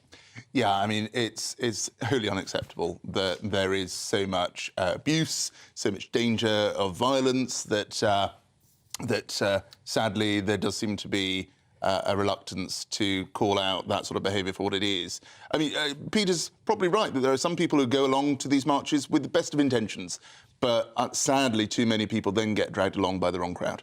It's mob mentality. And, Matthew, you know, I've got to be honest, there was a lot of people there on one of the speaking tents as well that were members of the Labour Party, etc. I mean, do you guys want to be associated with people like that? Well, absolutely not. I mean, I think that there was clearly very unpleasant behaviour there, and we've seen some very unpleasant scenes. Look, I can totally understand. I think we all can. Where people are coming from, what's motivating people, concerns about what's happening in Gaza as well as what's happened in Israel. But these marches are not the way to do it. And I haven't seen a single Free Palestine from Hamas poster when Hamas are the people holding the people of Gaza to hostage and destroying the chances of sorting the situation out. So it's just very, very disappointing. And I hope that none of the Labour colleagues who voted for the SNP amendment tonight voted to virtue signal over a ceasefire. I hope they realise that they're turning this into a football match. It's not like that. It's a very complicated situation. Yeah, look, exactly. And there's absolutely no doubt that there were some people that I spoke to a couple of them when the mob wasn't having a go at me as well, who were just normal, quite normal people. And we saw a couple of clips there of people who were perfectly willing to talk to me, and then, well, you know, then it all ramps up, and then they get told to not. So, you know, I am not tarring everyone with the same brush, but what I am saying, Christine, is this illusion that it is a fringe minority of people at these marches who are actually just about to kick off. That's a lie. I agree, and I mean, like you, I have a lot of respect for Peter Tatchell in many ways. I think he's a very brave man. Yes, over the years, he's been incredible. But I think he's incredibly naive, what he said just now. And I was astonished. Did he say that there were 10,000 people outside Parliament? I mean, that is a monumental number of people. This cannot go on all the time.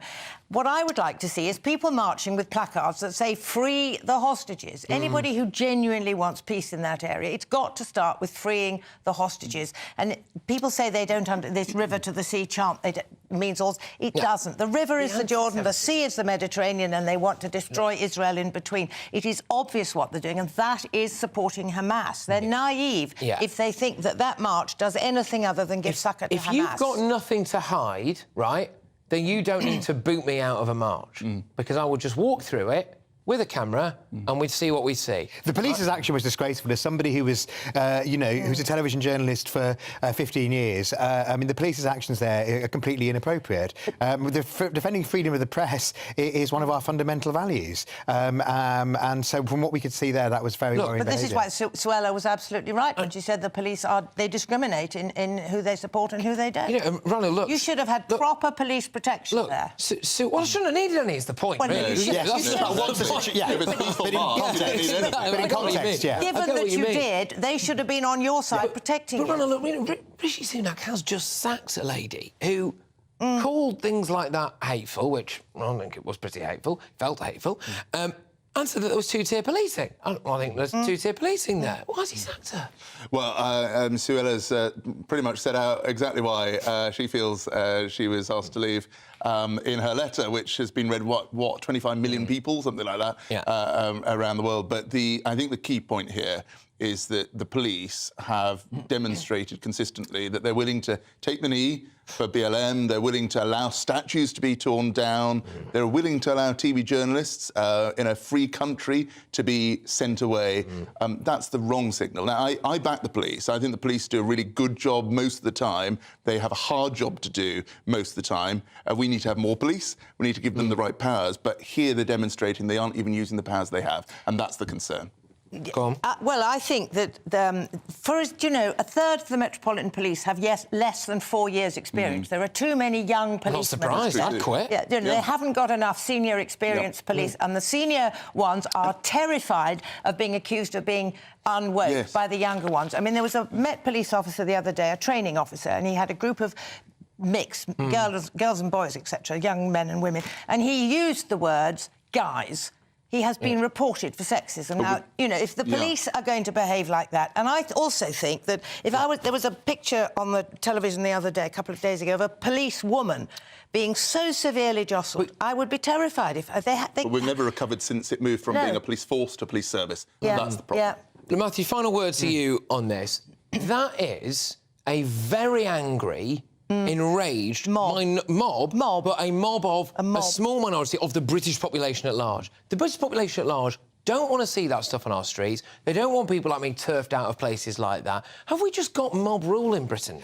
Well, I hope not, but I think it's there are clear problems. And look, we've got the weekend march coming up, which is bigger. There is no God-given... We believe in the right to protest. There's no God-given right to protest in a particular place at a particular time. We saw last week that things were a lot better because the march, the pro-Palestinian march, was routed away from Whitehall and Westminster because of remembrance. But I actually think that we need to, if people want to protest in this every week, then they cannot disrupt the life of the city like that. It's having a big impact on the life of the city as well. I'm not sure a single one of these marches here on this issue, or indeed any issue, has ever had the entire design. Absolutely. I mean, I'm sorry, but I'll tell you what I take away from that, and everyone can see it with their own eyes, OK? Which is that if you want to, right now, turn up on the streets of Britain, bully the free press, get physical with them, threaten violence, be racist, smoke drugs on the street, by the way. I didn't mention that earlier on. That was taking place all around me as well. The police, wear a mask, right? The police officer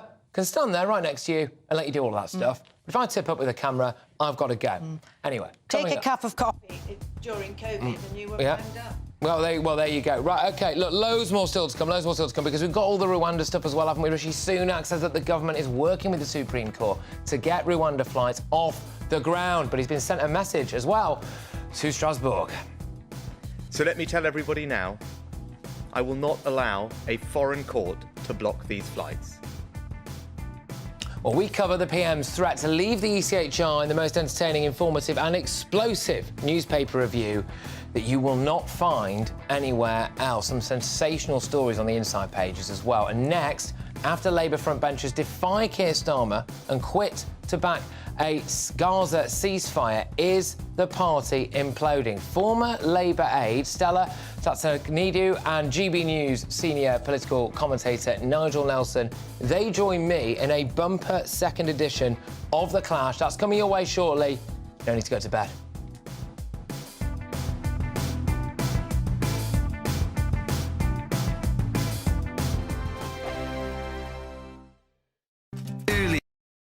I think the most exciting bit for me is talking to people. People who I think are ignored often by the major news channels.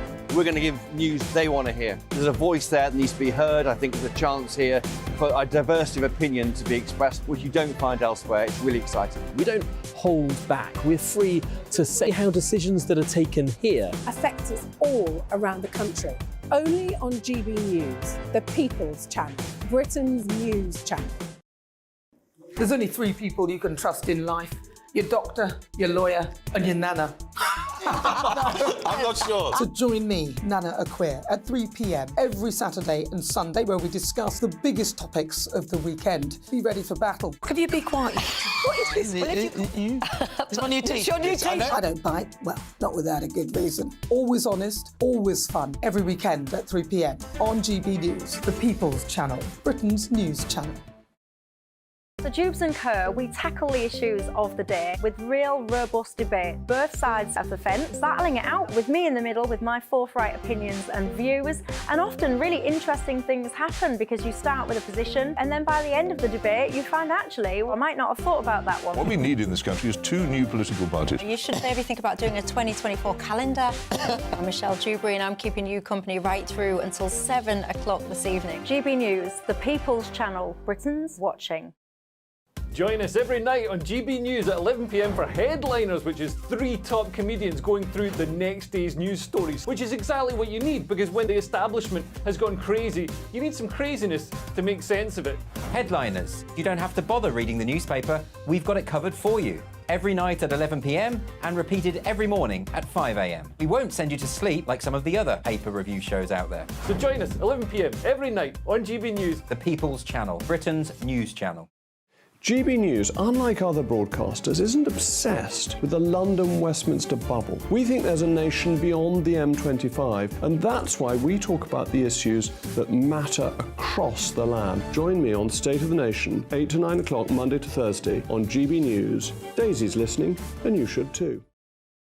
Every Sunday from 11, join Michael Portillo. There will be topical discussion, looking at the week before and the week to come. So kick back and relax at 11 a.m. on Sundays on GB News with me, Michael Portillo. GB News, the People's Channel, Britain's news channel. I'm Andrew Doyle. Join me at 7 o'clock every Sunday night for Free Speech Nation, the show where I tackle the week's biggest stories in politics and current affairs with the help of my 2 comedian panellists and a variety of special guests. Free Speech Nation, Sunday nights from 7 on GB News, the People's Channel, Britain's news channel.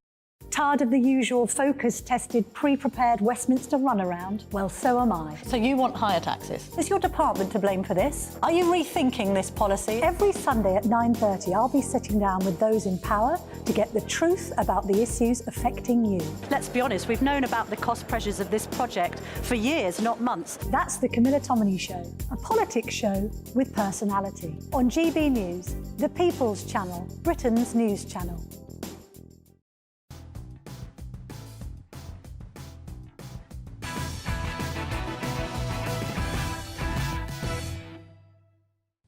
Look, following on from my expose there about what it was really like at those pro-Palestine marches, I am just seeing some stuff here. I'm going to bring that to you later on in the show of what appears to be protesters now climbing all over the Cenotaph and police rushing to that scene. So that thing that we were told would never happen, apparently, is happening literally right now. So we'll bring some footage of that to you very, very shortly. But breaking tonight.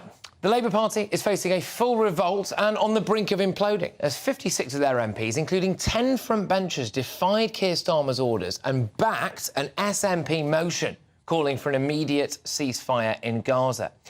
With the strictest three-line whip imposed on Labour MPs, those frontbenchers who voted to support a ceasefire now face being sacked, with several having already resigned this evening. So the frontbench rebels were Paula Barker, Rachel Hopkins, Afzal Khan, Sarah Owen, Jess Phillips, Yasmin Qureshi, Naz Shah and Andy Slaughter. There we go. Keir Starmer said that Israel had suffered its most awful terrorist attack in a single day at the hands of Hamas on the 7th of October. He added, at every stage during this crisis, my approach has been driven by the need to respond to both these tragedies. I regret that some colleagues felt unable to support the position tonight, but I wanted to be clear about where I stood and where I stand.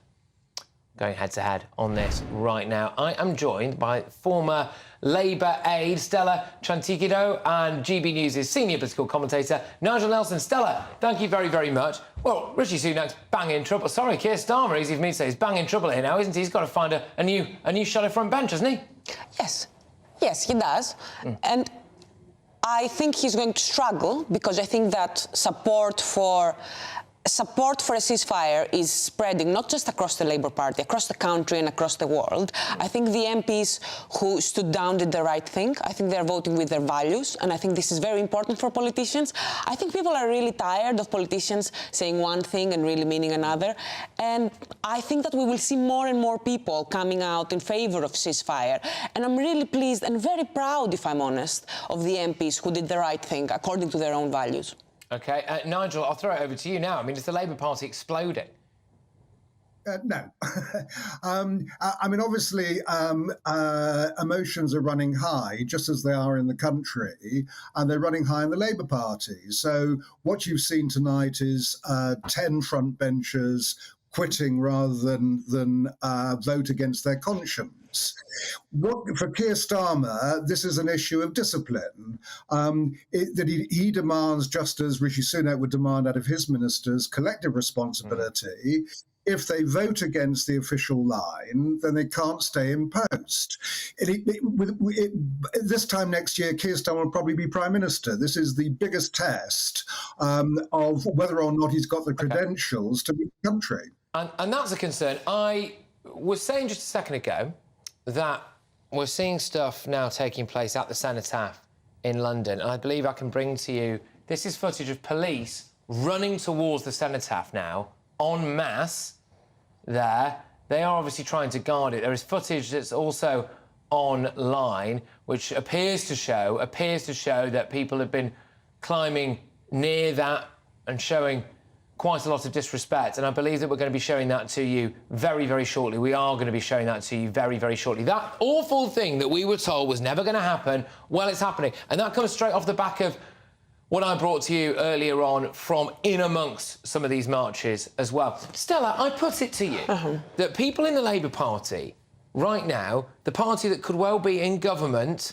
in a year or so's time, support this kind of stuff? No, they don't. This is a matter of domestic policy, what you're showing me right there, Patrick.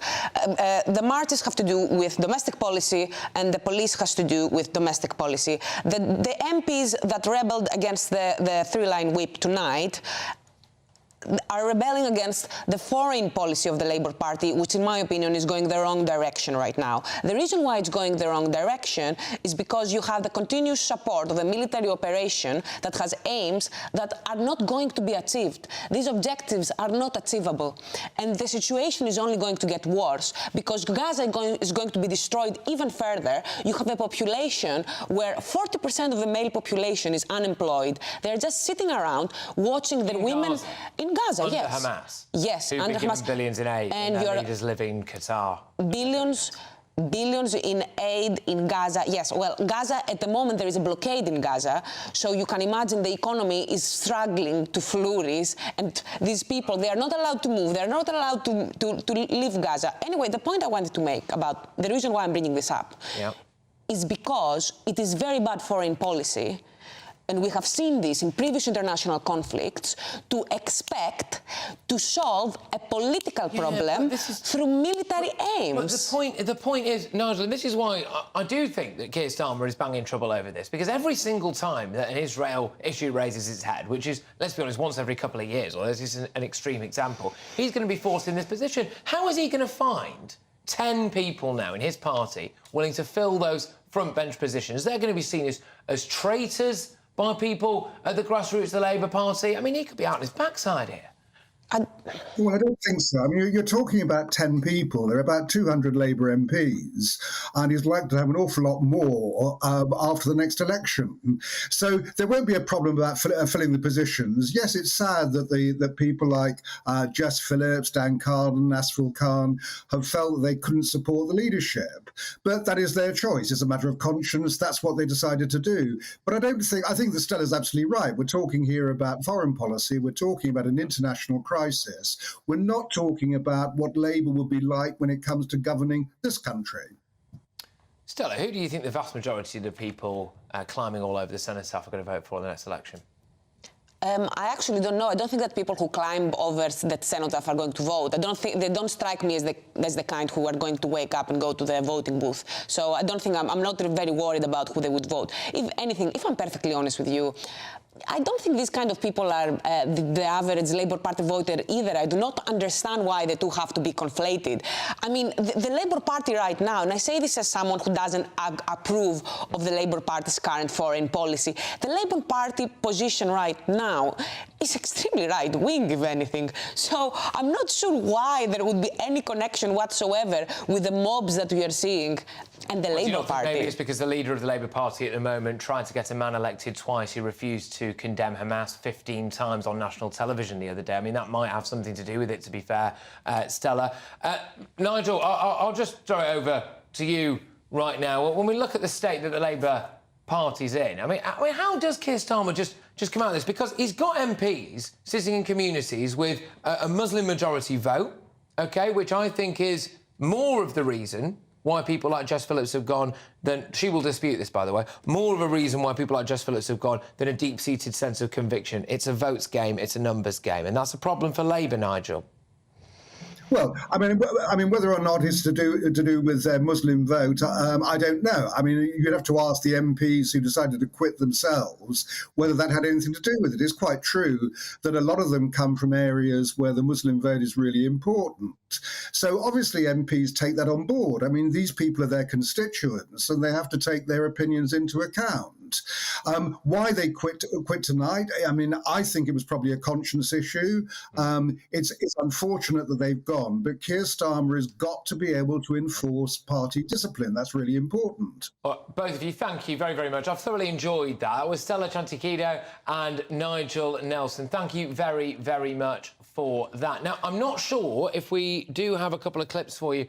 They're not there just yet, but they will be coming, though. This is it. They will definitely be coming. It is really ramping up on the streets. We brought you a little bit earlier on some footage of me at the protest, two-tier policing, me being turfed out of there. We also show you the police running towards the Cenotaph, and there is some more shocking footage coming your way. But before the night is out, Toby Young joins us as well, because it's Patrick's Press Pat. We've got tomorrow's newspaper headlines and some of the stories from inside the book as well. It's the most entertaining and informative newspaper review you will get anywhere on national television. My panel are riled up and they're ready with tomorrow's top stories. That's next.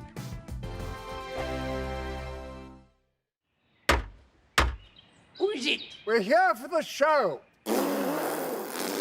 Welcome to the Dinosaur Hour with me, John Cleese. I was married to a therapist. And you survived? I thought we were getting Hugh Laurie. Second best. You interviewed Saddam Hussein. What's that like? I was terrified. I'm playing strip poker with these three. Oh! No, thank you. My CDs need to be put in alphabetical order. Are you going to be problematic again? The Dinosaur Hour. Sundays at 9 on GB News.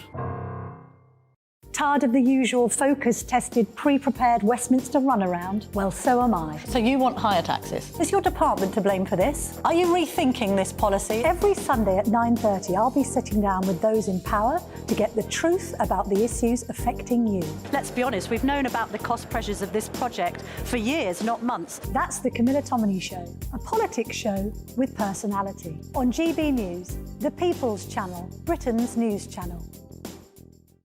In the GB Newsroom, we bring you the news as it happens. With our team of dedicated journalists across the UK, we're ready to give you accurate reporting every day. When the news breaks, we'll be there with bulletins on GB News, the People's Channel, Britain's news channel. Now then, Lee Anderson here. Join me on GB News on my show, The Real World, every Friday at 7 p.m. I'm not eating bloody cat. Are you Delicious. mental? Open your mouth. OK, here comes a train. Reminds me of the scene in Singing in the Rain. Adam, is that a good one? Whoa! Join me at 7 on GB News, Britain's news channel. I'm Andrew Doyle. Join me at 7 o'clock every Sunday night for Free Speech Nation, the show where I tackle the week's biggest stories in politics and current affairs with the help of my two comedian panellists and a variety of special guests. Free Speech Nation, Sunday nights from 7 on GB News, the People's Channel, Britain's news channel. GB News, unlike other broadcasters, isn't obsessed with the London-Westminster bubble. We think there's a nation beyond the M25, and that's why we talk about the issues that matter across the land. Join me on State of the Nation, 8 to 9 o'clock, Monday to Thursday, on GB News. Daisy's listening, and you should too. I think the most exciting bit for me is talking to people. People who I think are ignored often by the major news channels. We're going to give news they want to hear. There's a voice there that needs to be heard. I think there's a chance here for a diversity of opinion to be expressed, which you don't find elsewhere. It's really exciting. We don't hold back. We're free to say how decisions that are taken here affect us all around the country. Only on GB News, the People's Channel, Britain's news channel.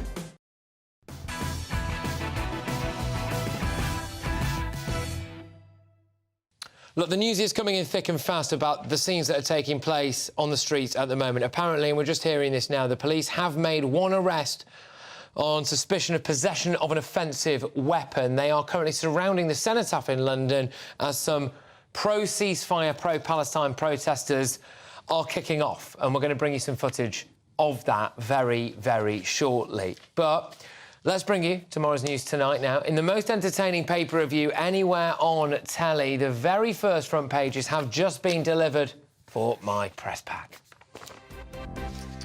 All right, we're going in with the Metro. So, Rishi, I have a new flight plan, it says. Rwanda scheme illegal, Supreme Court rules. Yep, we know a bit about that. Massive picture of Kate as well, looking wonderful in purple. Up next, we have got the Eye. Pensions boost at double UK inflation. That is, to be honest with you, a really weird front page, I think, on today's day. But there you go. Anyway, Sunak versus the Supreme Court as well. That's the picture story at the top. And Cameron's foreign policy blitz, new foreign secretary to play key role in deportation deal talks. Quite a lot to unpack there on the Eye's front page, I must say. Next, we're on to the Daily Express. And the Daily Express says PM fights back. We will deport migrants.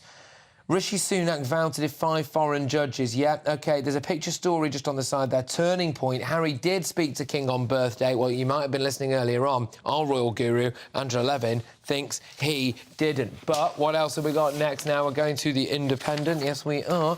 What can I bring you from The Independent there? Big picture story, of course, of Rishi Sunak on the front, as you would expect. It says, rattled Rishi. I'll change law to send migrants to Rwanda. On to The Telegraph now.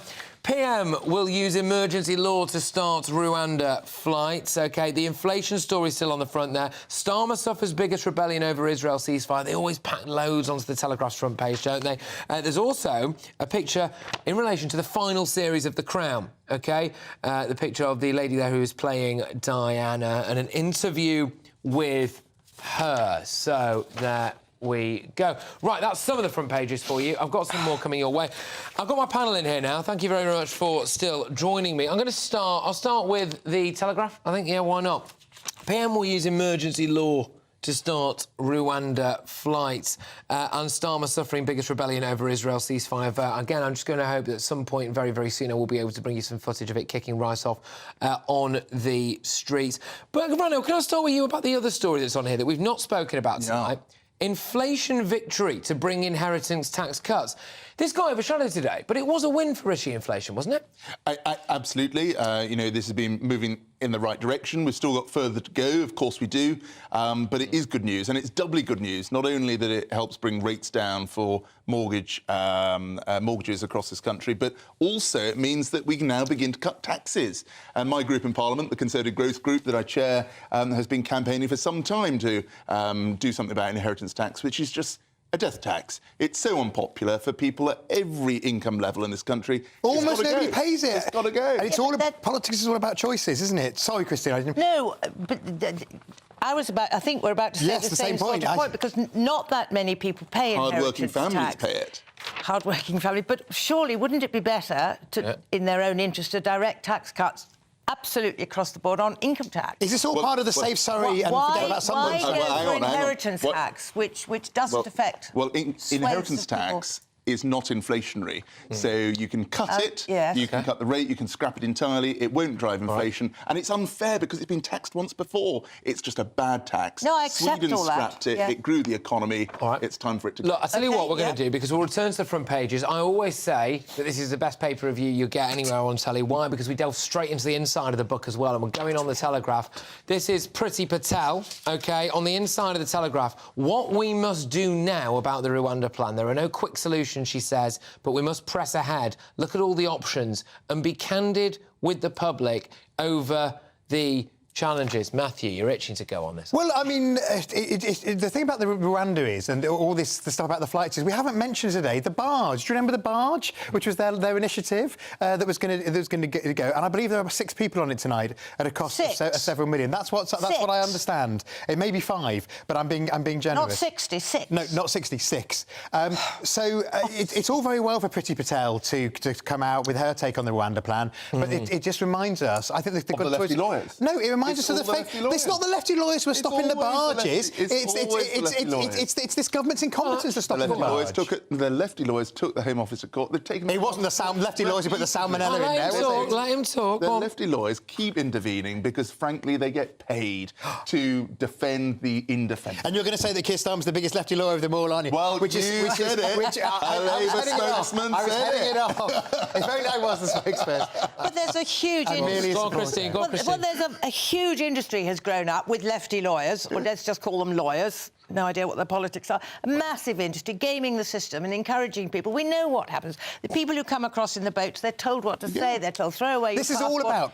This is all the Australia. This is all to stop the boats. People are making a fortune out of this. They are exploiting. Yes. What they want to do is they want to be able to get this. They want to be able to get Labour to vote against the emergency legislation and then use it in marginal constituencies. All right. Look, just quickly, I want to tell you what Priti Patel has said here. We should have won the questions, and questions will be raised. This is about the court case. She says options risk being bogged down, questioning how quickly it will actually be for them to manage to do an updated deal with Rwanda. Now, look, sorry about this, but I'm not that sorry, because this is really important, actually. A pro-Palestine protester has climbed on top of the Royal Artillery War Memorial by Hyde Park in London. We can have a look at this now.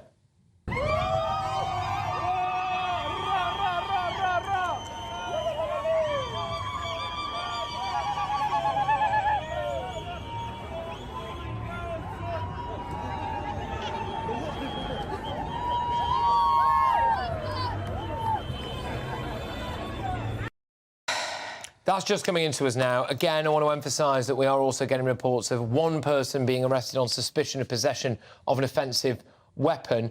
Christine, you were quite strong whilst that clip was playing. What were you saying? Well, I mean, that really makes my blood boil. How dare these people...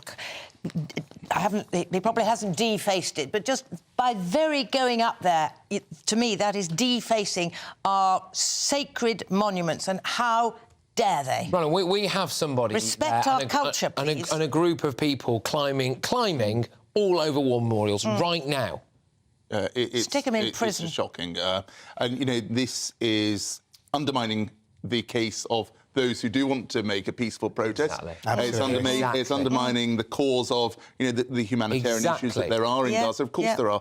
But this is not the way to do it. No. And frankly, this is the sort of trespass that the police should be acting against. We've seen what happened in the west of England, where people were tearing down statues as a result of BLM. This is the next step of this leftist march, and we've got to stop it. The government should have been building more prisons, so they've got somewhere to put these. All right. Look, I'm going to say stay tuned. Well, I'm definitely going to stay tuned if I don't go to bed, because we're going to be bringing you this ongoing situation that's taking place right now on the streets, and this is probably the worst it's been. It's probably the worst it's been of any of these marches. But coming up, Tony Blair, Piers Corbyn and the Princess of Wales, they're all nominated in tonight's edition of The Greatest Britain and Union Jackass, but who takes home tonight's crown? Stay tuned to find out, but first we'll get stuck into more of tomorrow's newspaper front pages with the one and only Toby Young. Some absolute star-studded stories in there. My panel, they're on standby as well. This is the place to be, so don't you dare move.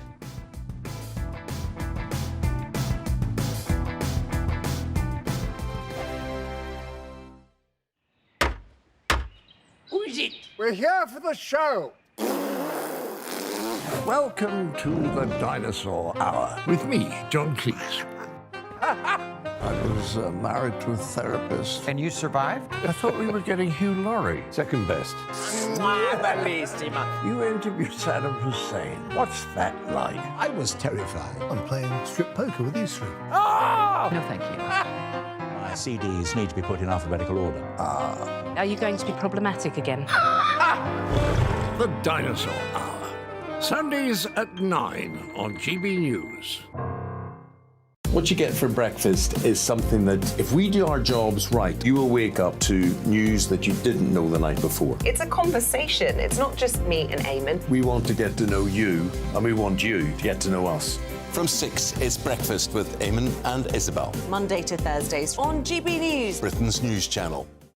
Tired of the usual focus-tested, pre-prepared Westminster runaround? Well, so am I. So you want higher taxes? Is your department to blame for this? Are you rethinking this policy? Every Sunday at 9:30, I'll be sitting down with those in power to get the truth about the issues affecting you. Let's be honest, we've known about the cost pressures of this project for years, not months. That's the Camilla Tominey Show, a politics show with personality. On GB News, the People's Channel, Britain's news channel.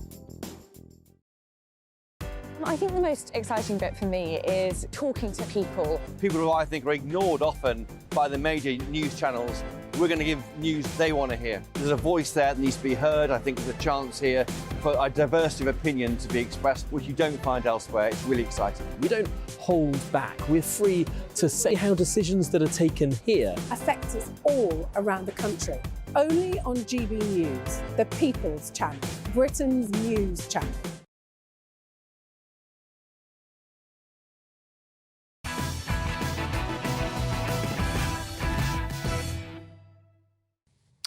Well, to offer his expert analysis of tomorrow's biggest stories and quite possibly the ongoing story of massive unrest on the streets and people climbing all over war memorials, etc., due to these completely peaceful and lovely pro-Palestine marches that we're seeing, I am delighted to welcome founder of the Free Speech Union, Toby Young. Toby, look, thank you very, very much. I'm going to whiz through some more front pages for people first, please. The Guardian now. PM vows to push through Rwanda plan after court rules it unlawful.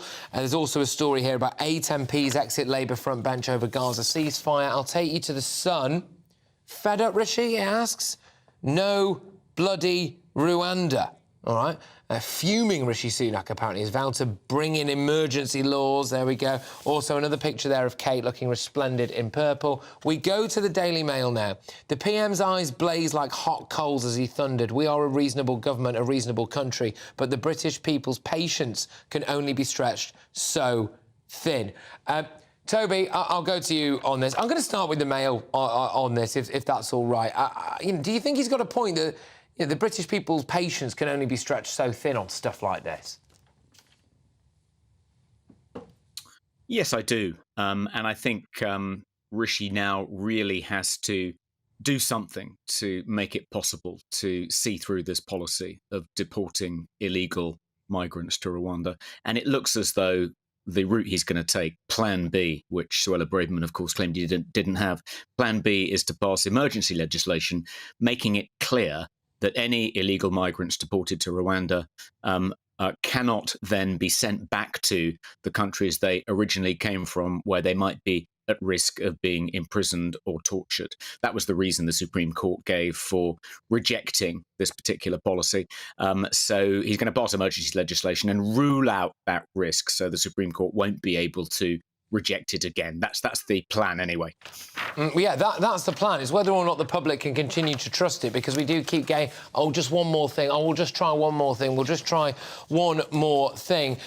Look, there is also a couple of other stories doing the rounds. Can I just get you on this one? Because this is on the inside of one of the papers tomorrow, all right? And it is endometriosis. It's not a gynecological condition, apparently. That's according to the founder of a charity supporting women with the disease, after it appointed a transgender woman as its chief executive. Jodie Hughes, the founder of Endometriosis South Coast, told BBC Woman's Hour on Wednesday that referring to a disease as a gynecological disorder may be the reason medical research into the issue has not gone on further. And the Telegraph have got a story about this on the inside. What do you make of that?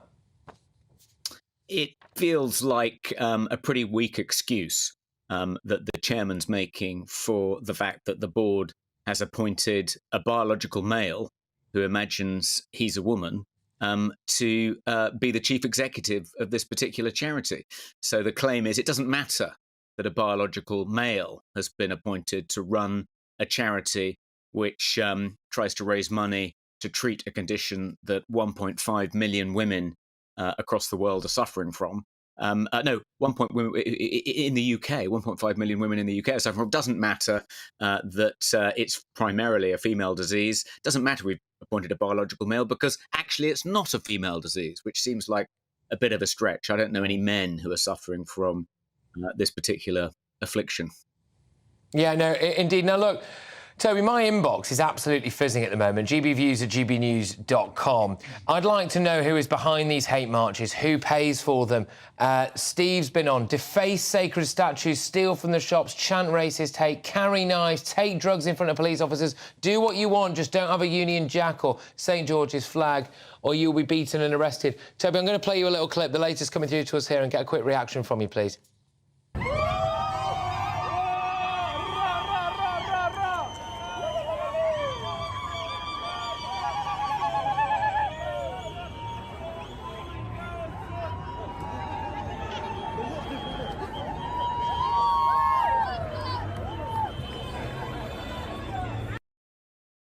Yeah, Toby, look, this is happening right now in London. Police rushing towards the Cenotaph as well to protect it. Your views on this, what we're seeing now? It is absolutely shocking, Patrick. I was one of a small group of people. We started something called the British Friends of Israel, and we went down to the statue of Winston Churchill in Parliament Square on Saturday morning to make sure the space in front of it wasn't occupied by pro-Palestinian protesters, and to protect the statue from anyone trying to daub it with Free Palestine graffiti or to place a Palestinian flag around Churchill. And I have to say, we didn't experience any trouble. We didn't get into any argy-bargy. It was all fine. It was actually very respectful, a fantastic, moving occasion. But this is precisely the kind of thing that we were worried might happen then. And clearly it has happened just a few days later. It is absolutely shocking. The way I look at it, Patrick, is think about how absolutely outraged devout Muslims become when their holy book, when their sacred values are trampled upon. They go, I mean, some people think, well, we should respect their sacred values. We may not share their religion, but if it's something they care really deeply about, then let's not trespass on those sacred values. Let's respect what they consider sacred. But you'd expect these Muslim protesters to extend the same courtesy to indigenous Britons. These are our sacred monuments, and you need to respect them if you want us to respect your holy books and your sacred values. Toby, thank you very, very much. That's Toby Young there, founder of the Free Speech Union. Right, look, we're going to have to be absolutely rapid with this now. It's time for Greatest Britain and Union Jackass. So we're going Greatest Britain first. Christys. Well, the name may not be familiar to everybody, but it's Lynn Pinches. She took a stand. She was competing in the Champion of Champions Ladies snooker finals, and she realised that she was up against a man, a trans man, and she said, right, I'm walking out. She gave up the chance of the crown. Absolutely. Lynn Pinches is my Greatest Britain. Go on, Ronald. Well, it is the Princess of Wales, who has been delivering her speech on children's social and emotional development. Absolutely right thing to stand up for children in their development. Matthew, quick. Mine is Labour's Shadow Health Secretary, Wes Streeting, for saying that he's going to bring in It's not going to be a move on. NHS league tables, and there'll be no more turning a blind eye to failure in the NHS after 13 years. The Greatest Britain is Lynn Pinches for turning her back on the trans issue. Very quickly. Very quickly, Piers Corbyn, who says that the October the 7th massacre was a false flag operation. How dare he? Go on. Tony Blair, the leftist traps that he's left this country. Charlotte Owen, who made an fool of herself as the youngest peer with an embarrassing speech about Boris, who put her in there. OK, right, it is Tony Blair. Yes, there we go. Your old mate, Matthew Larser. There we go. Right, it's been an absolute rip-roar of a show today. Thank you very, very much, everybody who's tuned in, who's watched and who's offered some support as well after getting in amongst that pro-Palestine march. I hope that you've had as much fun as I have, and we monitor and continue to monitor very closely the disgusting scenes that are taking place on the streets at the moment. Patrick Christys, GBNews. See you tomorrow. Good evening. Alex Burkill here again with your latest GB News weather update. There may be a touch of frost and some fog around as we go overnight, but then heavy rain and strong winds expected in the south as we go through tomorrow, in association with a low pressure system that's currently to the southwest of the UK, making its way in as we go through the next 12 hours or so. As we go overnight, we are going to hold on to the largely cloudy skies across some northern parts, though clearer skies towards the far north of Scotland, allowing for some frost here. Elsewhere, a few pockets of mist and fog perhaps before the wet and windy weather I mentioned earlier pushes in across parts of the south and southwest. This will actually lift temperatures here, and so a milder start for some in the south, but also a wet and windy one, a wet and windy morning for many here as well as that rain pushes its way through. Likely to be some disruption, particularly on the roads through the morning rush hour, and then the heaviest rain and strongest winds do clear away towards the east through the afternoon, but further showery outbreaks following in behind. The best of the sunshine likely to be across parts of Scotland. Temperatures for many down a degree or two compared to today. As we go into Friday, and watch out for a bit of mist and fog and perhaps some frost first thing in some places, but otherwise it's looking like a largely fine day. A few showers to watch out for, but most places staying dry and plenty of sunshine before some wet and windy weather returns from the west as we go into Saturday. So the weekend does look like it will be much more unsettled than through Friday. Heavy rain and strong winds, especially in the west. Coming next time on the Dinosaur Hour. You know, we killed a man, did I tell you that? No. Bellissima, oh, bellissima, bellissima, oh, bellissima. We were in Arizona. She got stung by a scorpion. The scorpion What do you mean by that? The scorpion was throwing up for hours. The Dinosaur Hour with me, John Cleese. Sundays at 9 on GB News. I think the most exciting bit for me is talking to people. People who I think are ignored often by the major news channels. We're going to give news they want to hear. There's a voice there that needs to be heard. I think there's a chance here for a diversity of opinion to be expressed, which you don't find elsewhere. It's really exciting. We don't hold back. We're free to say how decisions that are taken here affect us all around the country. Only on GB News, the People's Channel, Britain's news channel. There's only 3 people you can trust in life. Your doctor, your lawyer, and your nana. I'm not sure. So join me, Nana Aquare, at 3 p.m. every Saturday and Sunday, where we discuss the biggest topics of the weekend. Be ready for battle. Could you be quiet? What is this? It's my new teeth. It's your new teeth. I don't bite. Well, not without a good reason. Always honest, always fun. Every weekend at 3 p.m. on GB News, the People's Channel, Britain's news channel.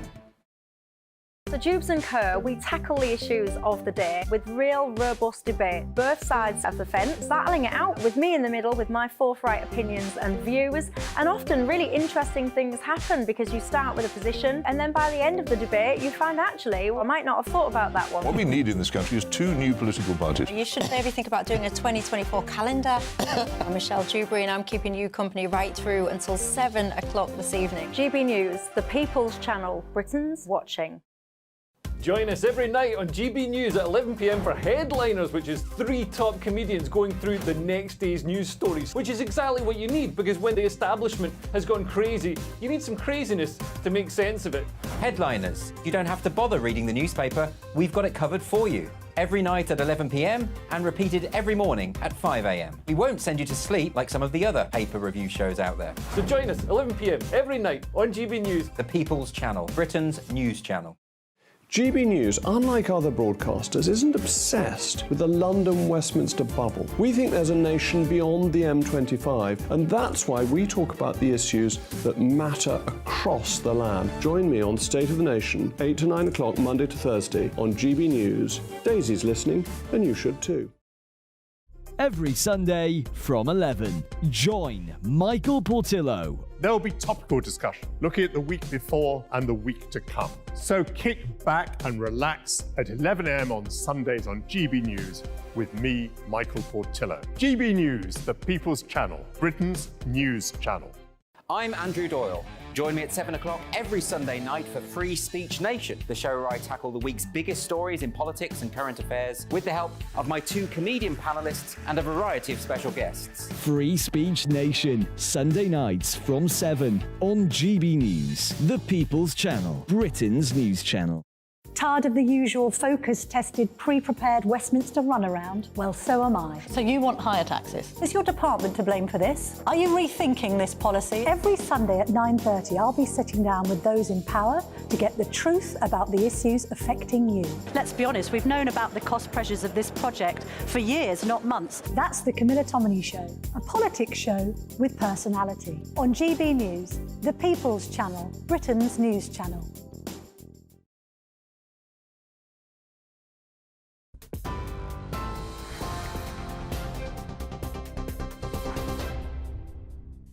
Good evening. The top story from the GB newsroom tonight. Sir Keir Starmer was up against a Labour rebellion in the House of Commons tonight as MPs voted on Gaza. 10 of the party's frontbenchers have left their jobs, including 8 shadow ministers. The Labour leader had ordered Labour members to vote for humanitarian pauses in the fighting in Gaza and reject the SNP's call for all parties to agree to an immediate ceasefire. Our political correspondent Catherine Forster has more.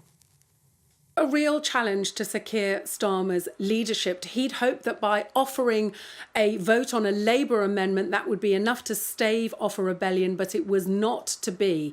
Just over a quarter of Labour MPs, some 56, actively sided with the Scottish National Party and voted for a ceasefire, despite explicit instructions not to do so. Now, 8 shadow ministers and 2 parliamentary private secretaries have now left the front bench.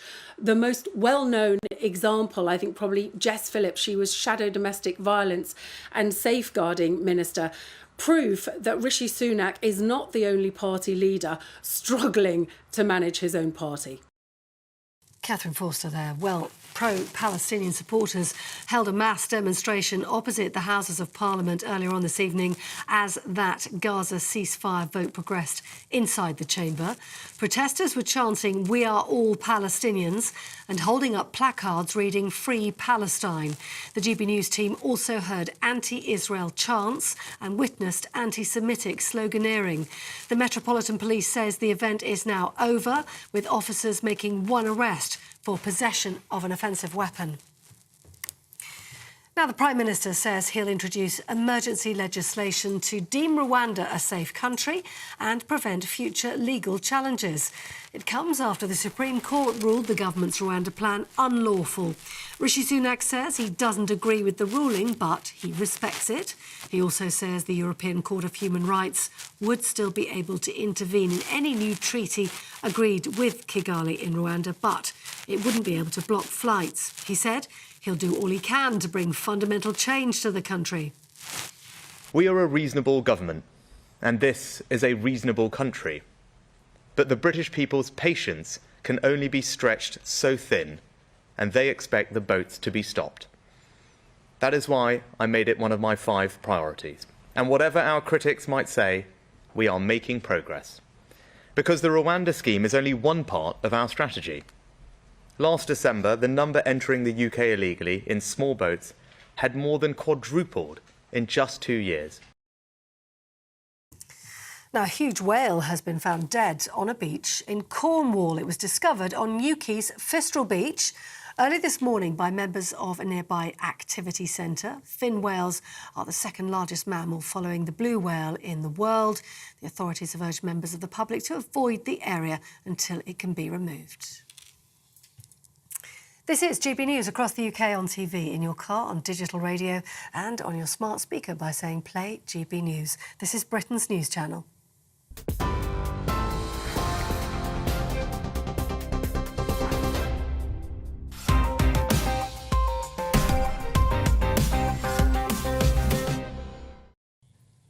Hello and welcome to Headliners. I'm Andrew Doyle, and joining me tonight to make sense out of Thursday's newspapers is the nonsensical Lewis Schaefer and the eminently sensible Nick Big Dog Dixon. Welcome both. Are you well? It's annoying that I've got to be the sensible one these days, you know what I mean? I know. I used to be able to be funny and stuff, now I just have to do the facts. Yeah, but whoever's on with Lewis has to be the sensible one, because otherwise it will just descend into chaos. I think I'm and the people out there know. They know that I'm the most sensible one. Yes. Under this guise of like, oh, he's crazy. That's how I get away with it. Yeah, there you are, again, following what your Twitter followers say. And believing them. Audience capture, it's called. Audience capture, there we go. OK, well, let's have a look, before we begin, at Thursday's front pages. The Guardian is leading with PM vows to push through Rwanda plan after court rules it unlawful. The Telegraph is running with PM will use emergency law to start Rwanda flights. The Mirror is nothing sacred. That's a story we'll get to in a moment. The Express has PM fights back. We will deport migrants. Financial Times, defiant Sunak vows to change law as top court strikes down Rwanda policy. And the Daily Star, Snowvember. Something about the weather there. Those were your front pages.